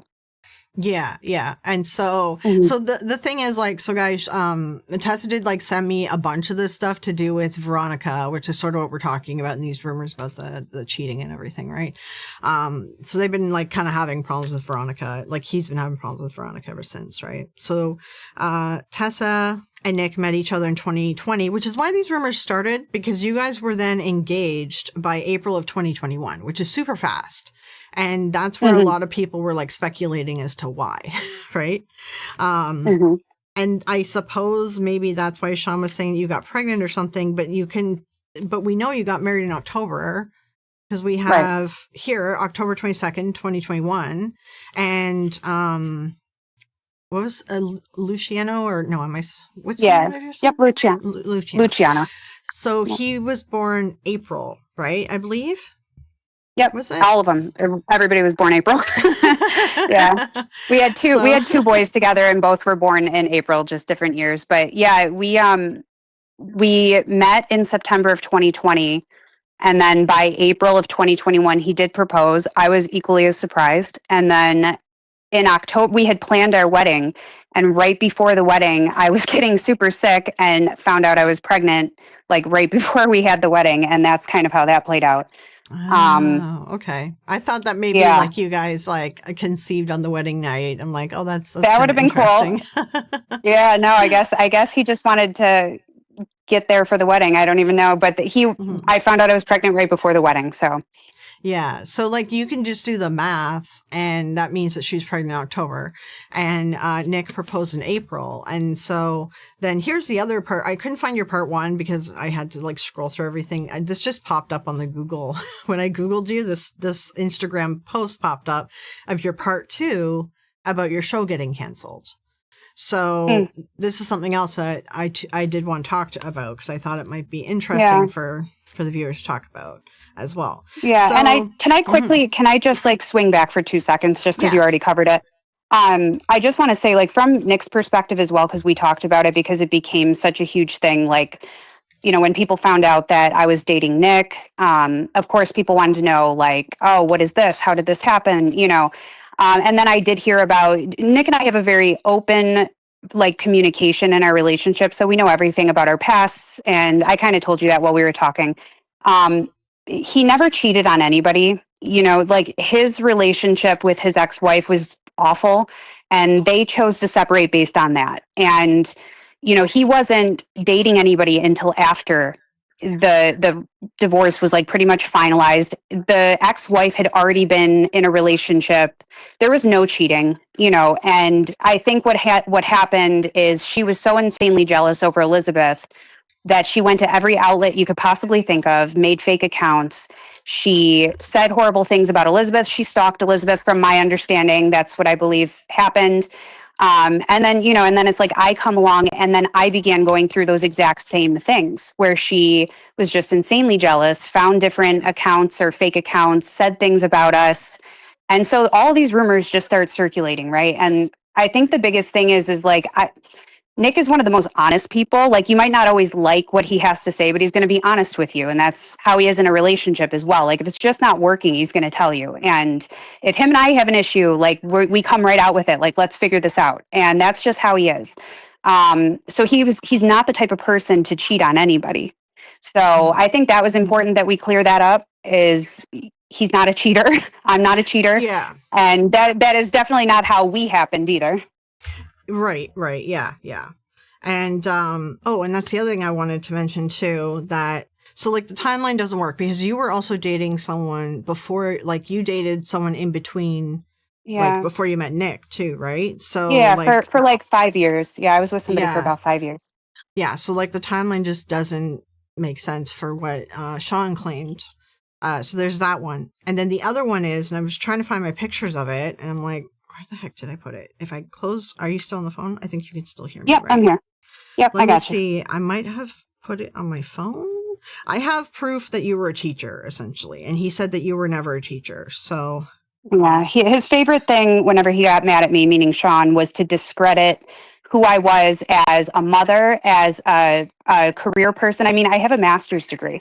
I think some people also think that because I'm just on TV and I do mediumship and performing stuff that I'm some bimbo. And I'm like, no, I actually, like, I loved school. I was a nerd. I went to school. I have a master's degree. I just chose to set that aside because I would have preferred to help people. And I always wanted to be in entertainment anyways. So I completely left that behind, and I'm doing this now, but I do have that background. And so Sean would always discredit everything about me whenever, you know, I wouldn't answer something to him, or if I, you know, if a year passed and he hadn't heard anything from me or was able to see me, he would bring it all back up and discredit me. And it was awful. But I was a teacher for 8 years in the Niagara Falls School District. And I did have my master's in clinical mental health counseling. I never got licensed because I didn't plan to continue on with that, but it was my background. Yeah, so I did find the link that I saved and it's not working, of course. I thought I took a picture of it. But so what I did, I found a newsletter where like teachers were like introducing themselves to parents, like a PTA newsletter or something. And Tessa's there in it, like a picture of her name, and that Oh, she was that's actually kind teaching. of cool. Yeah, she was teaching kindergarten. I don't even remember it. Yeah, and her like bio was like, I'm really excited to teach the school that my dad taught at. So I was like, oh, that's interesting. So like that's the other thing is that I found that because Sean did say that she never was a teacher. So she was, Tessa was. I did confirm that as well. So as well, Isabella, I will circle back to your comment because it's like off topic, but I'll circle back to your question after this as well. Let me just check if there's any questions in chat thing. A timeline of cheating, driving a rift between Zach and Nick, but in 2016 when Nick left Ghost Adventures in 2014. Oh, did Nick leave Ghost Adventures in 2014? Oh. So yeah, the whole Well, he timeline doesn't didn't make leave. sense. No? Yeah, he did not leave. He got pushed out. So let's word it that way. Yeah. It was more of a push out. I believe it was 2014. Yeah.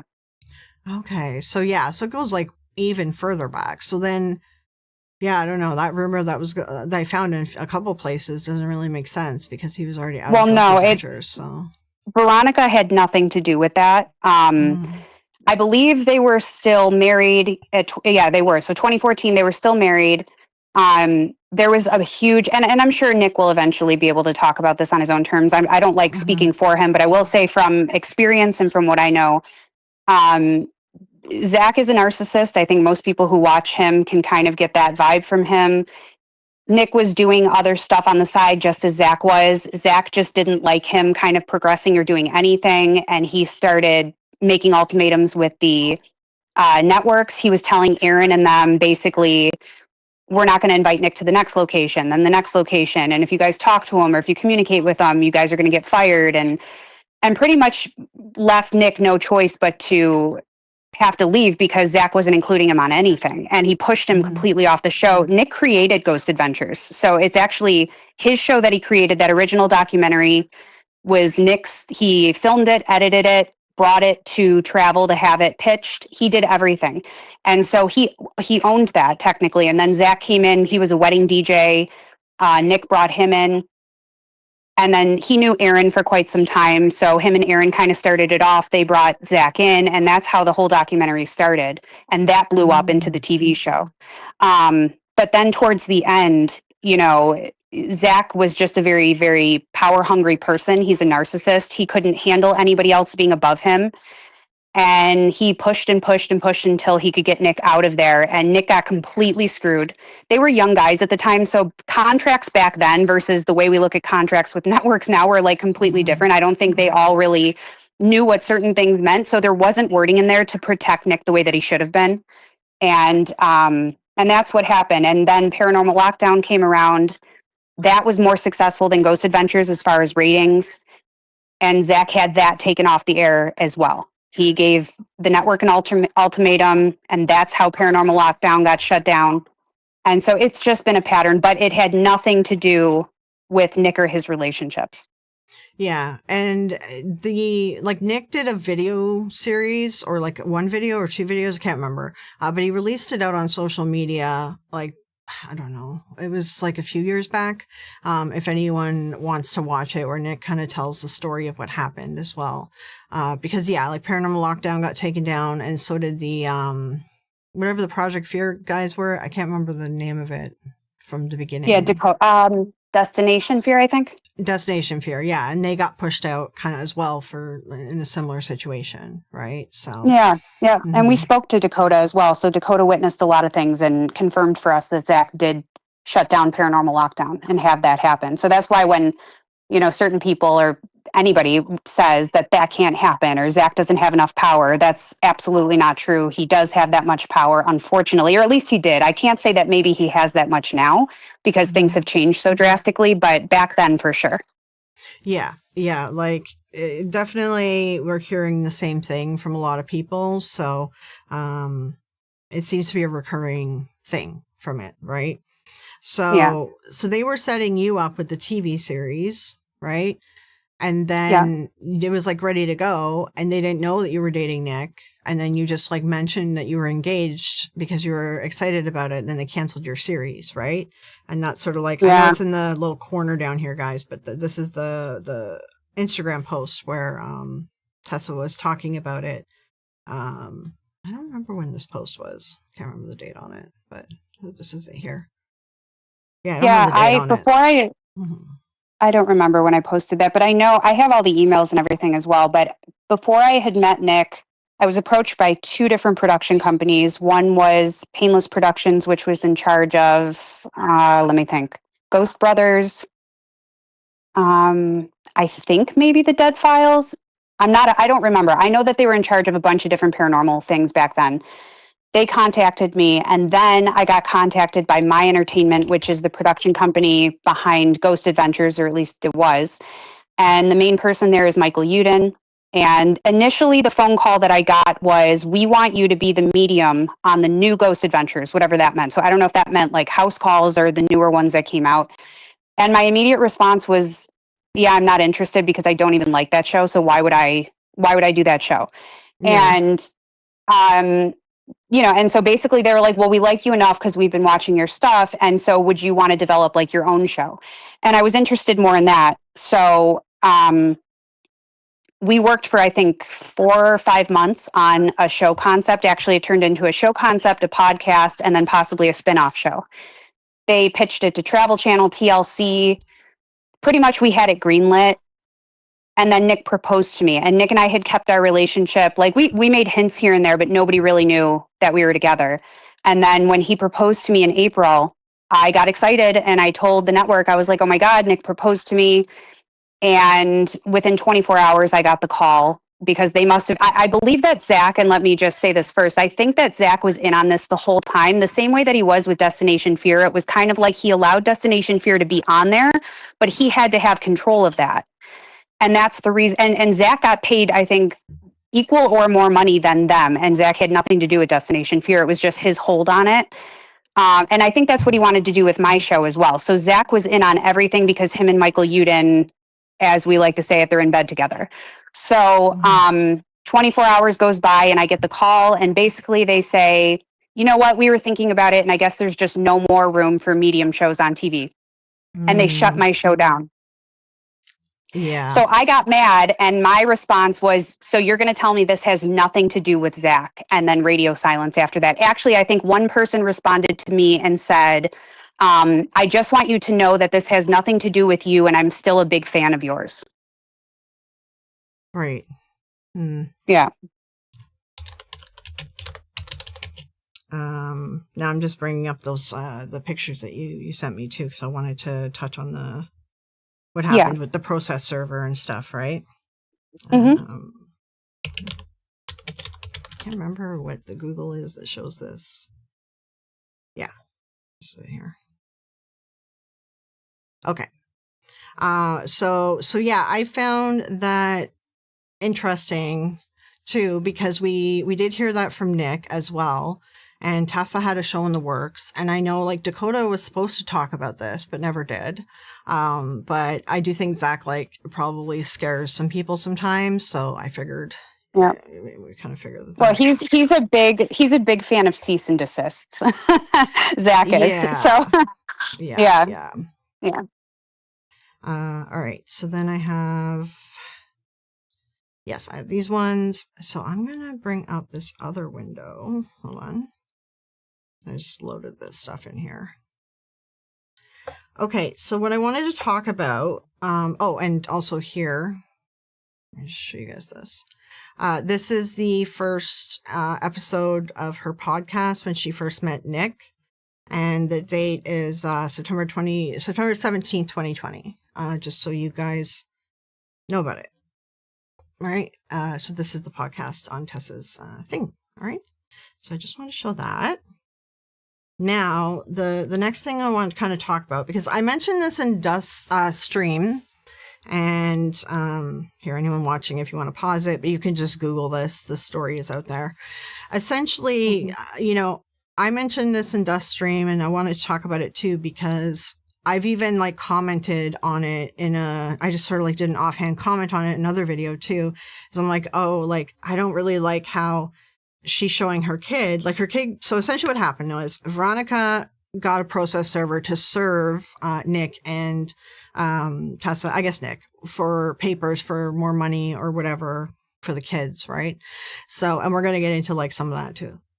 So what ended up happening is process server like threw the papers down into the stroller where the new baby was, and the baby's like face got cut really bad, right? So yeah.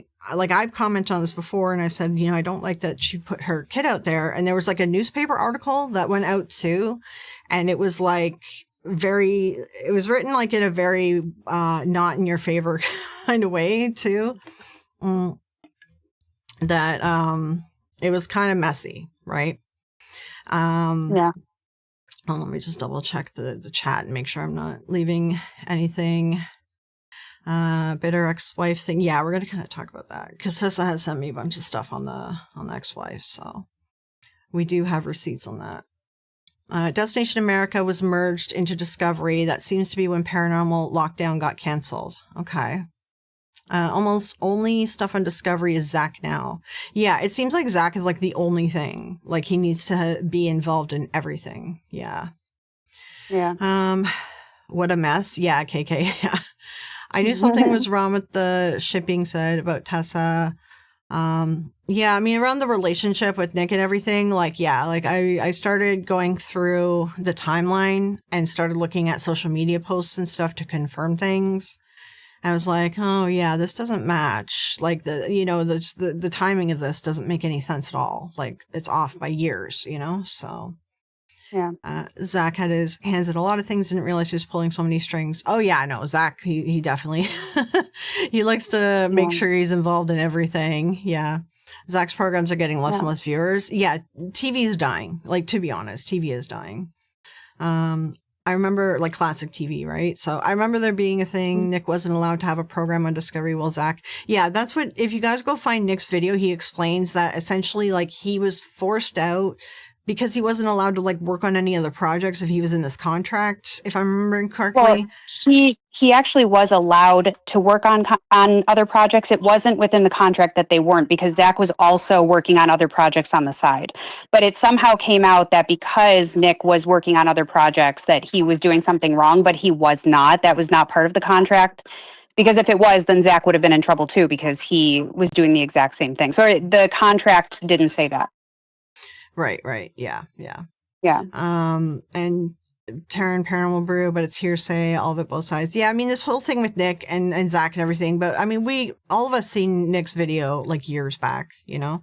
So, but I mean, I'm sure Tessa probably has like contracts. She was signing contracts for movies for TV shows. She has paperwork at least to show that. But for us to say that Zach is the reason why, yeah, we can't prove it, which is, I mean, if people could prove it, then I think there would be lawsuits out there. So, yeah.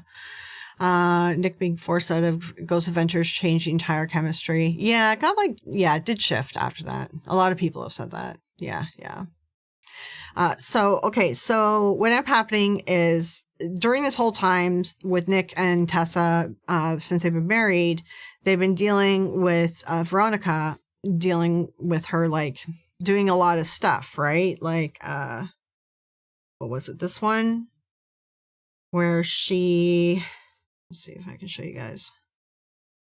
So Veronica was like, she hired like a PI to follow them in other states when they went on vacation or when they traveled, and she would send them emails of them, like pictures of them going out for dinner and stuff, which is like this is like pretty crazy behavior, right?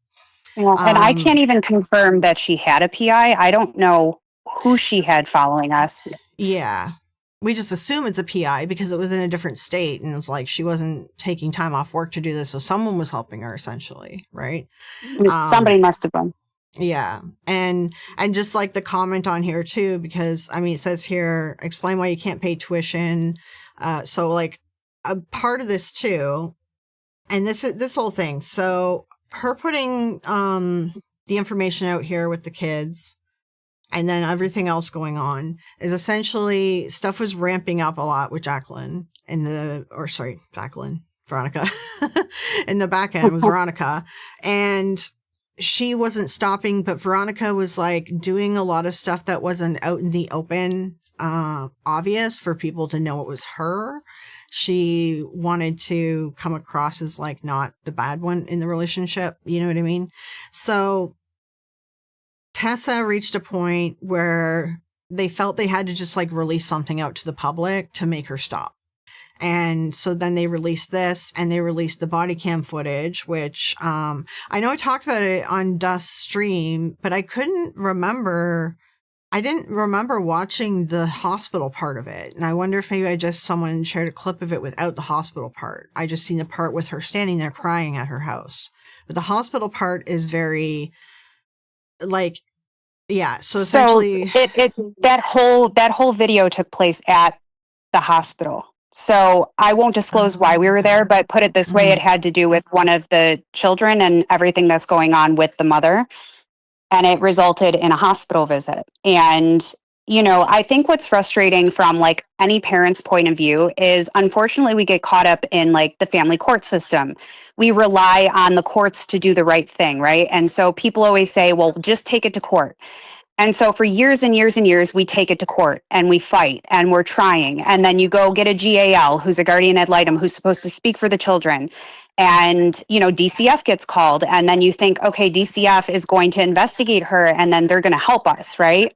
And unfortunately, through all of this, essentially nobody's helping, because the way that the laws are made, they make the burden of proof so difficult on certain things that the children continue to get hurt, and lapses of time happen where now the children are getting more and more and more hurt. And the court system doesn't always do the right thing. It's not always in the favor of the kids. It's not always in the favor of, the father, especially. And we get caught in this trap of running to court, spending money, somebody help us. And we're like screaming for help and nobody's doing anything, And we got to the point where Veronica was sending constables and service processors to our wedding to try to serve me because she kept wanting to drag me into court. She did it on the birth of our first son, Luciano. She did it on the birth of our second son, Nico, while he was in the NICU. She tried doing anything she possibly could to just harass us using third parties. The kids were involved. She would go after the kids. As you can see, Luciano did get hurt. She threw that packet, or I'm sorry, not she, the service processor threw the packet of paper at my son. We had to take him to the doctor. Even his gums were damaged because he hit him so hard. We had text messages between those two. They were colluding. And so, we're sitting here trying to do the right thing and going to the authorities and going to the courts, and just nothing was being done. And so at some point, I've always been a firm believer, like, people like her want to be the victim. They want everybody to believe that she's the poor ex-wife and, he cheated on me and he's not a good dad and all these things. And yet behind the scenes, she's literally torturing us. She's torturing kids. And we finally exposed her and said, you know what, if nobody's going to help us and this isn't going to stop, then we're going to at least show everybody exactly what's going on from our point of view, the truth, because we're allowed to speak our truth and show what's actually going on.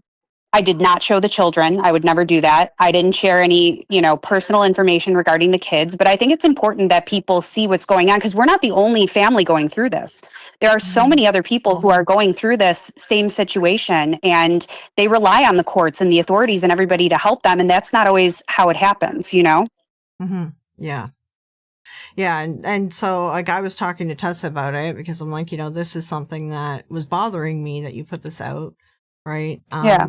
And then Tessa was showing me like there's like some court documents too, I think.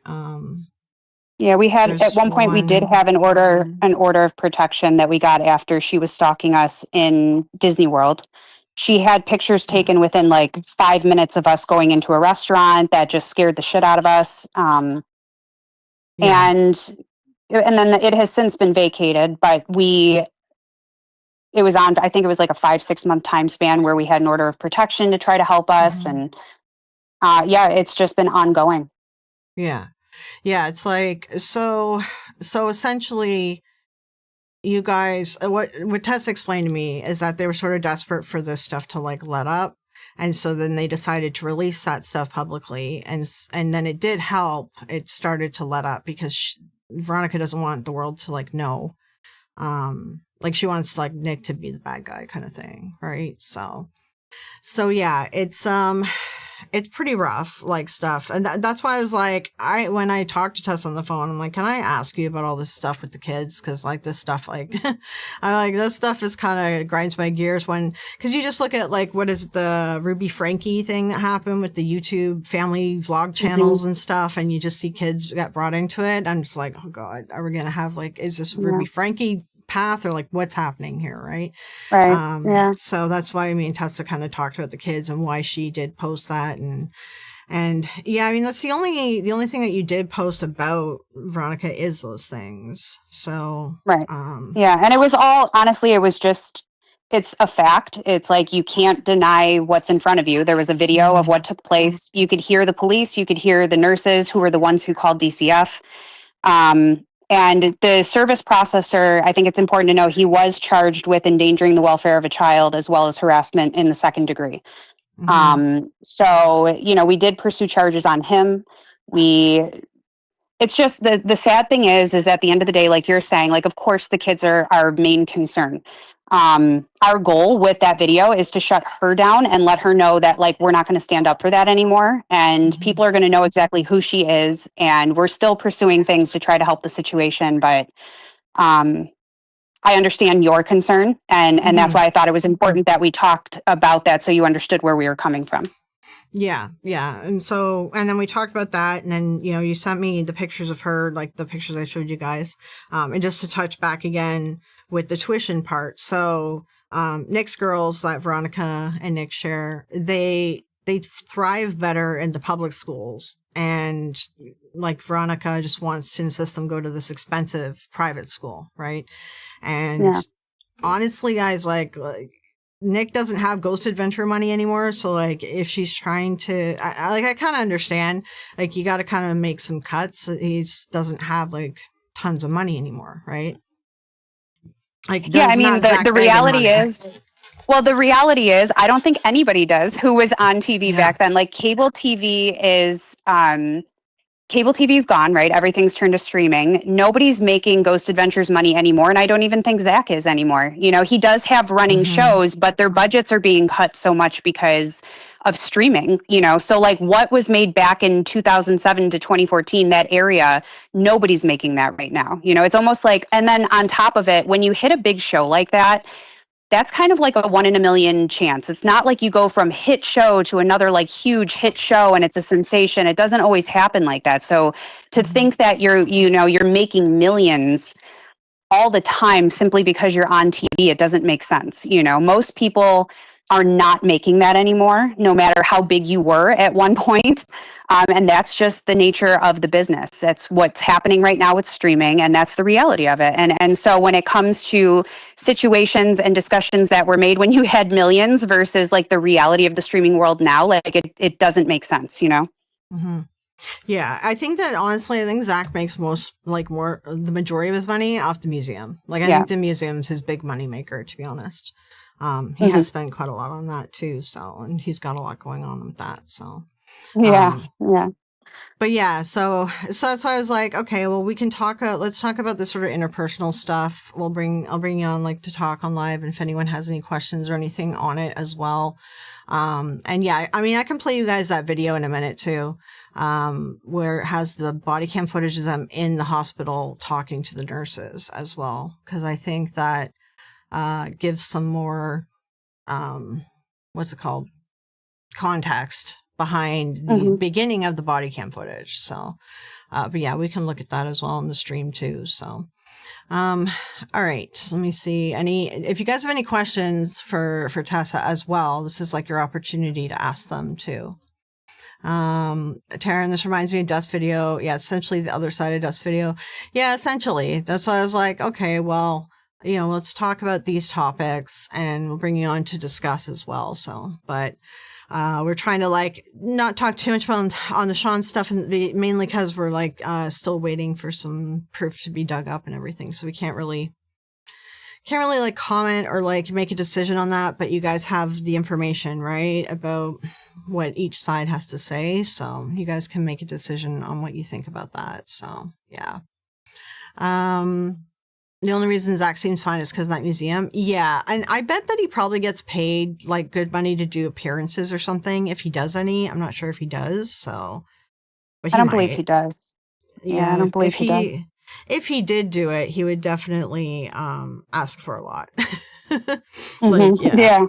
Yeah. Please tell me at least Nick got his children in his care. They're still sharing custody, right? But they are in therapy. You got the courts to make them go to therapy essentially so that they have someone to talk to, right? You're telling me?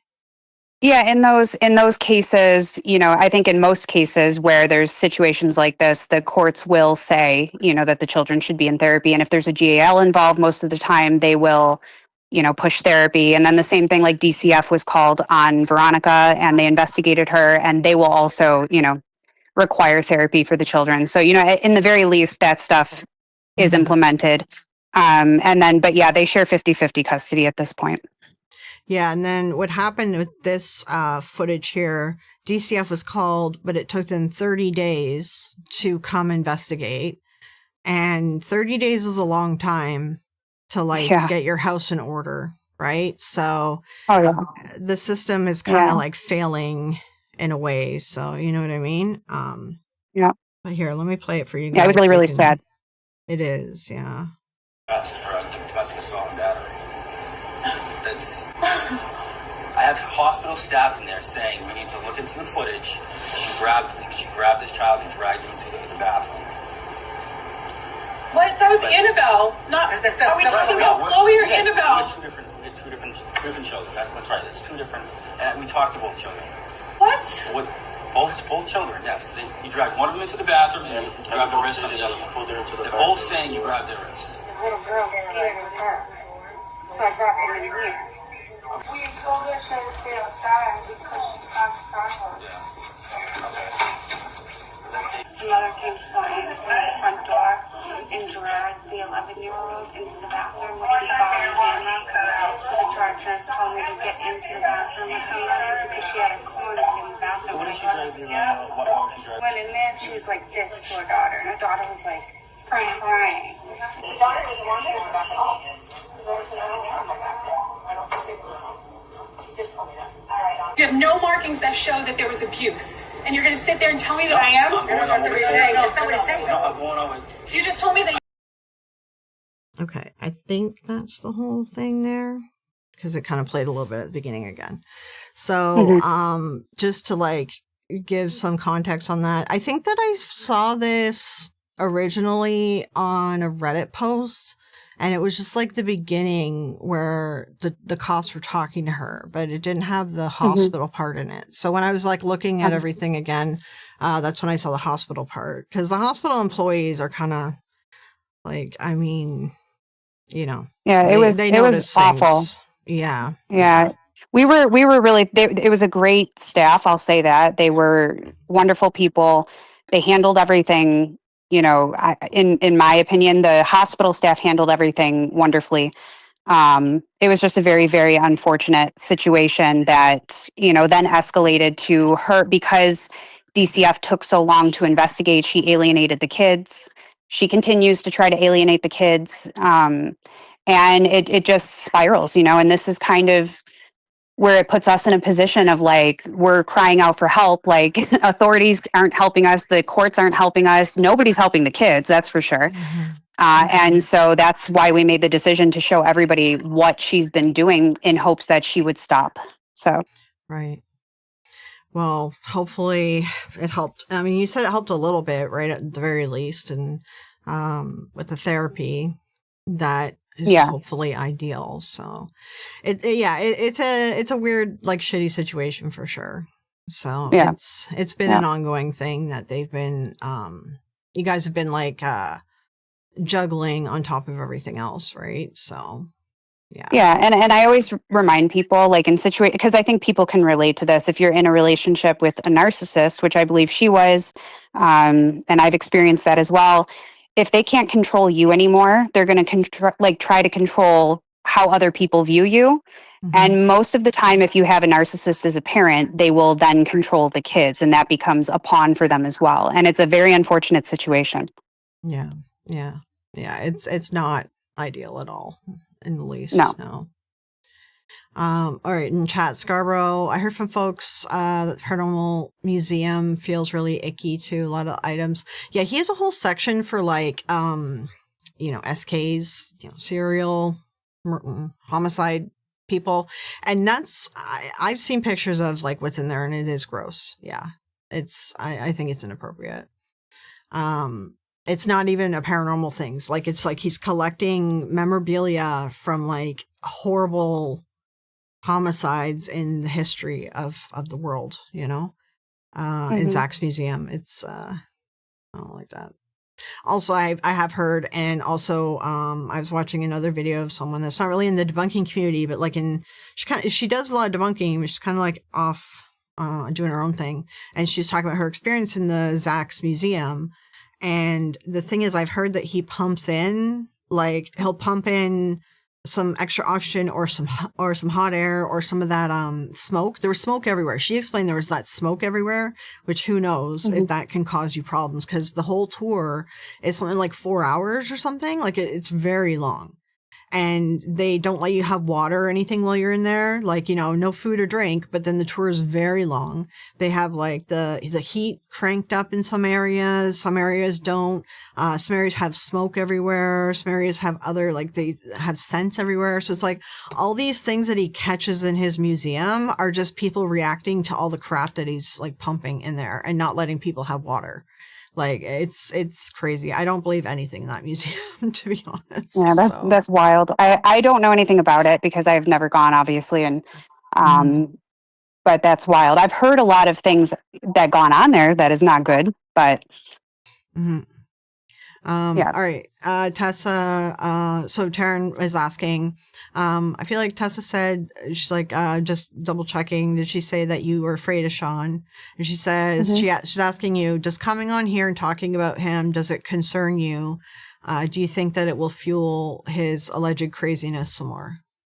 Yeah, I mean, I think, and Dust, if Dust is still on here, he could verify this. When I spoke to Dust on the phone afterwards, I actually told him that I did not want to talk about this publicly because I was scared of him. And I was afraid that it would fuel him coming after me again. I think I came to the realization that no matter if I talk about it or if I don't, he's always been following me. And I found that out the other day, that he has been following me since. And so I would rather people know my side, I guess, while also still kind of veering on the side of caution. But I want people to know at the very least that, yes, I'm scared of him. This is my side of things. I don't care about the rumors. I'm more concerned about me and my safety and the safety of my kids. So I guess to answer the question, of course it was a concern, and like I said, Dust could probably, I don't know if I said it to you as well, but I know I said it to Dust that I was afraid to go on and talk about it. I think I just kind of like tried to find a set of balls and speak out as much as I can. But like I said, I didn't want to give him a platform, right? And I wanted to move on from it because I didn't want to continuously talk about it and fuel it and give somebody a platform who just doesn't deserve it. Yeah. And so it's sort of like with me and Dust, we're just kind of waiting for the proof of some of the allegations to figure out from there. So we're in like a waiting mode, at least me and Dust, right? Mike is asking, are Tessa and Nick still going to have their own show? Yeah, they're working on a show. You announced it publicly, right? Yeah. Yep. Right now it's on Brandon TV. It'll be on Brandon TV. And then I believe he's working on deals with Peacock and Amazon as well. So it might be on more than one platform. And it's going to be more of a reality driven show to kind of show all aspects of our life rather than just us in haunted locations. Yeah, and I said to Tessa, I'm like, well, what about all this stuff like Veronica and Sean and stuff? Will the show have a problem with that? And the show's actually prepared to like follow them to court and stuff and film it and like put that in the show as well. So it's a possibility that we get like proof of everything with this show. It's going to be there with the cameras, and it wants to film all the court stuff as much as the judges will let them, right? So I think we'll end up seeing some more clarification on this stuff because they are actually interested in filming this topic, these things. So, because there's a lot going on in your life that's not just the mediumship and the paranormal stuff, obviously, right? So Yep, absolutely.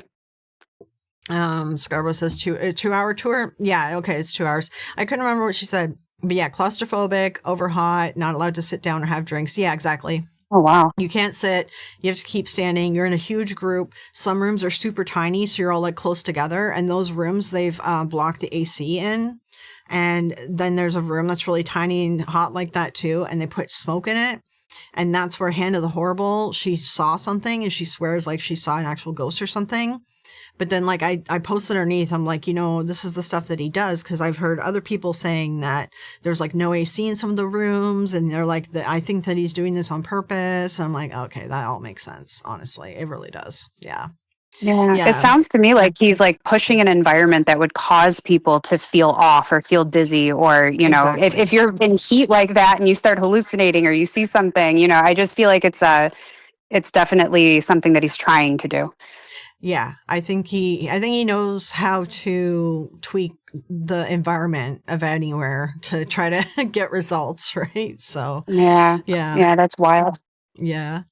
And you're not allowed to have your phones with you either. Yeah. And Scarborough, you need to be connected to your glucose monitor on your phone, so you wouldn't be allowed in the museum. Oh, interesting. Yeah.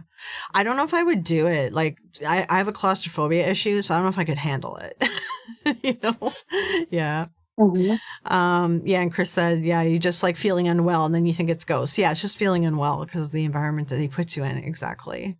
Yeah, it is medically necessary. It would be illegal for them to deny you access. However, it is Zach Baggins, and I wouldn't put it past him, Dry ice, if inhaled, can cause breathing issues. Oh, really? Oh, I didn't know that. Interesting. Okay. All right, Kenya, have a good night. Keep the phone, keep it on. Hey, Laura from Rawside. How's it going? Yeah, Kitty is back. Yeah, I know I gotta go feed the cat and help my mom with her dinner too. So I still have to do all that. But I think that we covered everything. I know, like, there's other stuff that Tessa sent me. I'm not gonna play it. Like, there's some like Ring camera footage and some other things. I'm just like, I think that what I showed you guys is enough. But there is other stuff. I'll say, like, the topic I wanted to kind of concentrate more on the stream was sort of the rumors about the cheating, and then the situation with Veronica, and then showing the kids online and stuff, because it is something that I've been vocal about before. And it's something that I talked to Tessa about, and then she explained it, gave me a lot of receipts to prove that this stuff is going on. So I feel pretty confident like that. Yeah, it's a mess. It's a mess of a situation. And they're trying to help the kids as best they can. So, yeah. Yeah, that's always our first priority. So, anything that we do is very calculated. We always, consider the kids first and foremost in everything. And honestly, our goal is to just be able to live our life and do what we love to do and provide our kids with a safe and happy environment at all times. And that's really the bottom line, Mm-hmm. Yeah, exactly. It's hard as it is. It's hard as it is in the entertainment industry, just in general, like it's enough to juggle having to film and having to travel and then juggling the kids and everything in between. And that's hard enough. At the very least, all we're trying to do is keep the kids safe. Yeah. And, I know it's a thing that, I'm always thinking about, because like that Ruby Frankie case, like I followed that pretty close, and I'm just like, man, I like worry about all these kids online now. But like, I don't know, just the internet's scary, and AI is scary, so I'm always like a little bit concerned about seeing kids around, but it's a bit of a mess. The internet's messy. All right. Yeah. Well, and Scarborough says, thank you, Tess, for coming on the channel. Yeah, thank you for coming on the channel and talking about everything going on. And just remember, guys, like, we have more, like, what we're looking into about the Sean topic. This isn't like the end of the Sean topic. I wanted her to come on to more talk about what I talked about when I hopped onto Dust Stream, which is about the kids and Veronica and the cheating allegations and stuff. And that's why I'm like, I want to cover that here. So that Tessa can kind of explain, the information about that, and then just to kind of get the other side out. So it's more, this stream is ideally more responding to my comments I made on Dust Stream. But yes, we touched on Sean because Dust Stream was about Sean. So we had to kind of give the background of it. So if that makes sense. Yeah. Yeah. Yep. All right. Yep. Well, thank you for having me on. I appreciate it. And to everybody who asked the questions or any of that, I thank them as well. Yeah. Yeah. All right. Thank you for coming, Tessa. I do appreciate you taking some time to talk to everyone. Yeah. Yeah, absolutely. I hope you guys have a good night. Yeah, you too. All right. Okay. Bye-bye. Bye. I think that someone mentioned where is the Nick video that he made. Hold on. Let me try to see if I can find you a link to it. I think it's pretty long if I remember correctly. Nick Groff, why I left Ghost Adventures. Let me see if I can find it.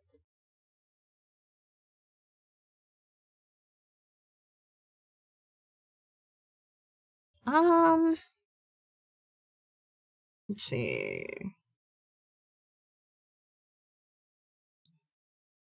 This is like, if this is gonna load. It says it's 7 minutes. We could take a look at it. Hold on, let me bring it up for you guys. It's like 7 minutes. We can end with this so that, you know, those of you who haven't watched this this video, let's take a look at it. All right. Sorry, I have so many windows everywhere. I can't even. Is this the? Nope, that is not the thing. Oh my gosh. Oh my god. Where is the window, please, sir? Is that it? Oh, there we go. Okay. Sorry, guys. This is just kind of like do this a little bit of a messy setup here. Okay. All right, I'm gonna play this. Let me know if it's too quiet, and then I'll Let's get into turn this. it up. I got all your questions. I sorted through them. Let me start off by saying this. I never had an NDA. I was not fired from Ghost Adventures. I never did, quote, a bad thing. I never cheated in a relationship that I was in. I was misled with the ongoing of Paranormal Lockdown. I kept my head up for 9 years. I pushed forward. I kept trying to move on, creating new hit shows. But the previous hosts that I used to work with keep trying to stop my career. So this is my story. This is from my perspective, and now I have to talk about it. Okay, Rachel asked, this may be controversial, I know, but what was it like working on the GA team after the documentary and Fame hit? Just wondering if rumors are true about you-know-whose ego from experience. I questioned him once about how he treats his team and was blocked instantly. In my opinion, this rumor is true. I witnessed it firsthand, and I saw him treat people just as poorly. This host was terrible to work with. It was an extremely hostile environment to work in, and also Dakota can speak on his experience with him too.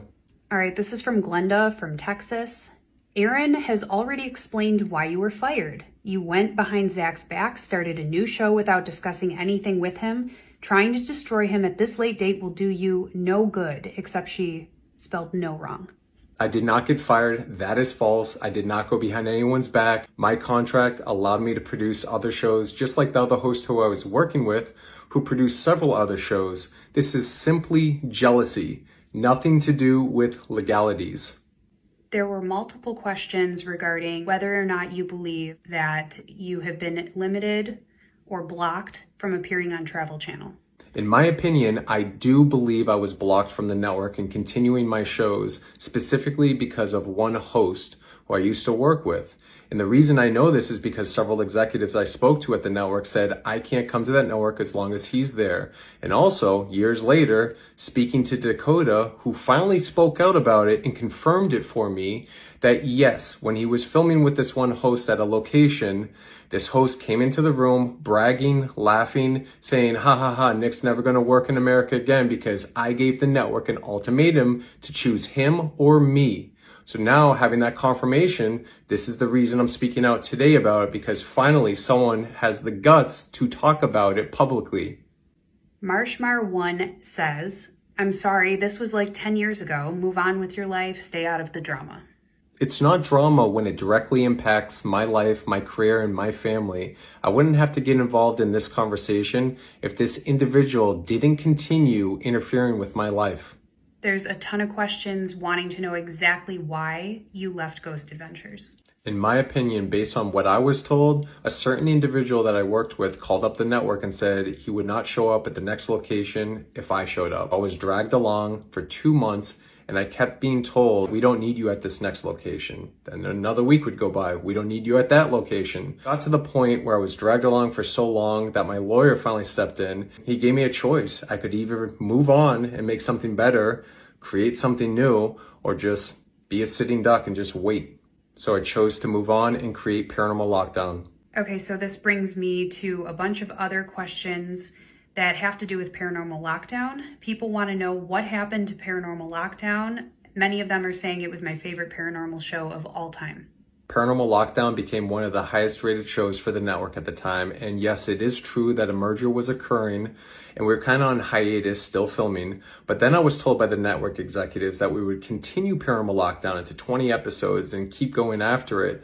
But then suddenly, radio silence. We had to get on the phone, talk to the network, and try to figure out what is going on because this is what I was being promised. And this brings me back around to what Dakota witnessed about a certain individual, a host who walked into the room bragging and talking about how he stopped Paranormal Lockdown. I believe I know what happened to my show, Paranormal Lockdown, but what do you guys think? A lot of people have sent screenshots or even tagged us in the original tweets that Zach posted years ago. And it goes like this. Zach says, anyone out there who gets fired from a job for doing bad things can't use said job as a resume of achievements, total deception. He goes on to say, please for one time in your life, do something 100% original. And then continues to say, disgusted to see someone using our show name, Ghost Adventures, to keep promoting shows and himself that we want absolutely nothing to do with. Here's proof that he's putting out statements about me, talking about how I did, quote, bad things. Multiple people in the industry reached out to me and stated Zach called them and told them not to work with me. After speaking with Dakota, I learned that these patterns have not stopped. I believe that these rumors were used to try to hinder my career. And as far as him going on and saying, I use Ghost Adventures for my resume, yes, it is part of my resume. I helped create the title Ghost Adventures. I edited it. I was a co-creator. I was in it for 10 seasons. I have every right to use Ghost Adventures on my resume. Bottom line, these are false statements and his way of trying to ruin my reputation. Nikita asked, are you way happier now getting to investigate your way and have full control of what you're producing?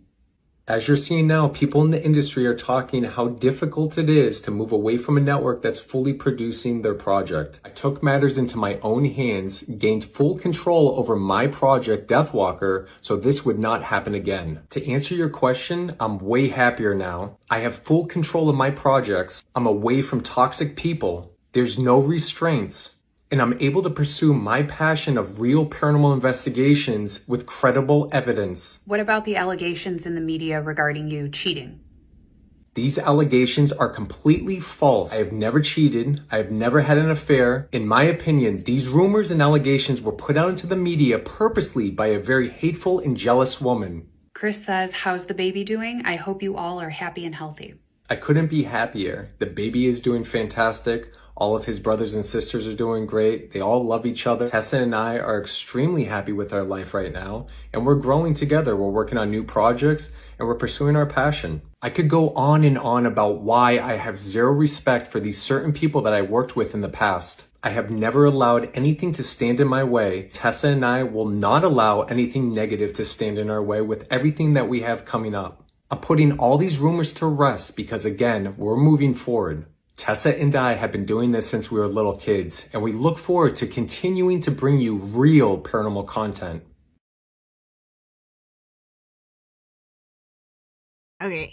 All right. So that is, hold on. All right. So that is the general background, because he released that video like a long time ago. So that's the general background of what we were discussing there. Okay. Dakota only made a statement on this stuff once. Yeah. Dakota, he only said it one time. Yeah. I never saw this video, so didn't like any shows. Yeah, no. If you weren't following the shows or any of the stuff, then yeah, it wouldn't make sense. So, At least after Nick left, everything got massively overreacted to. Yeah, Zach is like, he like definitely, it's overreacting and acting for sure. Yeah. All right. So we've been going for a couple hours as well. And oh yeah, 2.5 hours. I got to go do stuff. Yeah. Real paranormal. Exactly. I got to go do some stuff for my mom. But yeah, hopefully that helped with everything too. 'Cause you know, like I didn't present the rumors about Tessa and Nick on my channel when I found them because I'm like, oh, well, it's rumors. I want to like confirm it. But when Dust did the interview with Sean and Sean was confirming, but I've now figured out he was lying, that he was saying that Tessa broke up the marriage, but that's not true because the timeline doesn't make sense. So I thought that, oh, well, if that rumor is true, I wonder if the other ones are true. And I hopped on Dust's stream and I said that. I was like, here's the other rumors that I heard. I'm like, I wonder if they're true. If this one's true, then maybe the other ones are true. And I just kind of talked about it and I talked about a few things. And so like, I just wanted to sort of correct it and be like, okay, well, this is what actually is. I talked to Tessa. We looked at the timeline. I confirmed things through social media posts and other things that she sent me. And yeah, like Sean's story is just not true. So, then the other rumors, you know, also don't really match up either, but I understand why that other rumor might have happened when him and his wife separated, because he was doing that, Ghosts of whatever, that I always forget the name of at the same time. So, hey, Crow. But yeah, so I just wanted to give, Tessa an opportunity. I'm not like taking sides here. And like, she knows I don't agree with her. I don't agree with Ryan. And like, I have, you know, opinions on that, but you know, we agree to disagree. And on the psychic thing, we agree to disagree. Right. So this is really just about this topic that I brought up. And I just want to kind of like correct it and give her a chance to tell her side of it. Right. So, you know, yeah. But I'm going to end it here and thank you guys for checking out. Sorry, Crow, that you just came a little bit late. But you can feel free to rewind it back. So yeah. This news more than 10 years ago. I've met Nick and Katrina in South Wales. Oh, okay. Interesting. Good straight forward down the middle coverage. Yeah, I mean, once me and Dust get like more proof of things, people are digging up stuff. If we can dig up more stuff, then we'll just be like, okay, like Dust is going to present it on his channel. So go follow Dust, go subscribe to Dust Productions. Okay. He'll be following this, story about the Sean thing. And when we get more receipts and proof of things, then he will go over it as well on his channel. But it might end up being like a thing where we kind of provide each side of receipts, because Sean sent stuff too. So like, I mean, he just sent stuff to prove he was a veteran, like things like that, right? He sent like his proof that he's a veteran, that there's a letter about him volunteering with the VA, just things like that to back like his story about himself. So yeah, it may end up being like here's what Sean sent us, here's what Tessa sent us, you guys decide, and you can make your own opinion on it, you know? It's going to be one of those things where it's like, I don't know. I don't think that we can create a definite opinion on it. So, yeah. Yeah, Botox for migraines is tomorrow. Hopefully it works. All right. But I'll talk to you guys later. And yeah, I'll be working on the next video coming out. It's going to be on the Ashley Gillard TikTok psychic who got involved in the Idaho 4 case, and it's going to be a long one, and we are going to be reviewing all the cases that Ashley stuck her nose in. So it's going to be a different kind of video, and I'll see if you guys like it, but we'll see what happens. All right, guys, have a good one, and I'm going to pop out of here.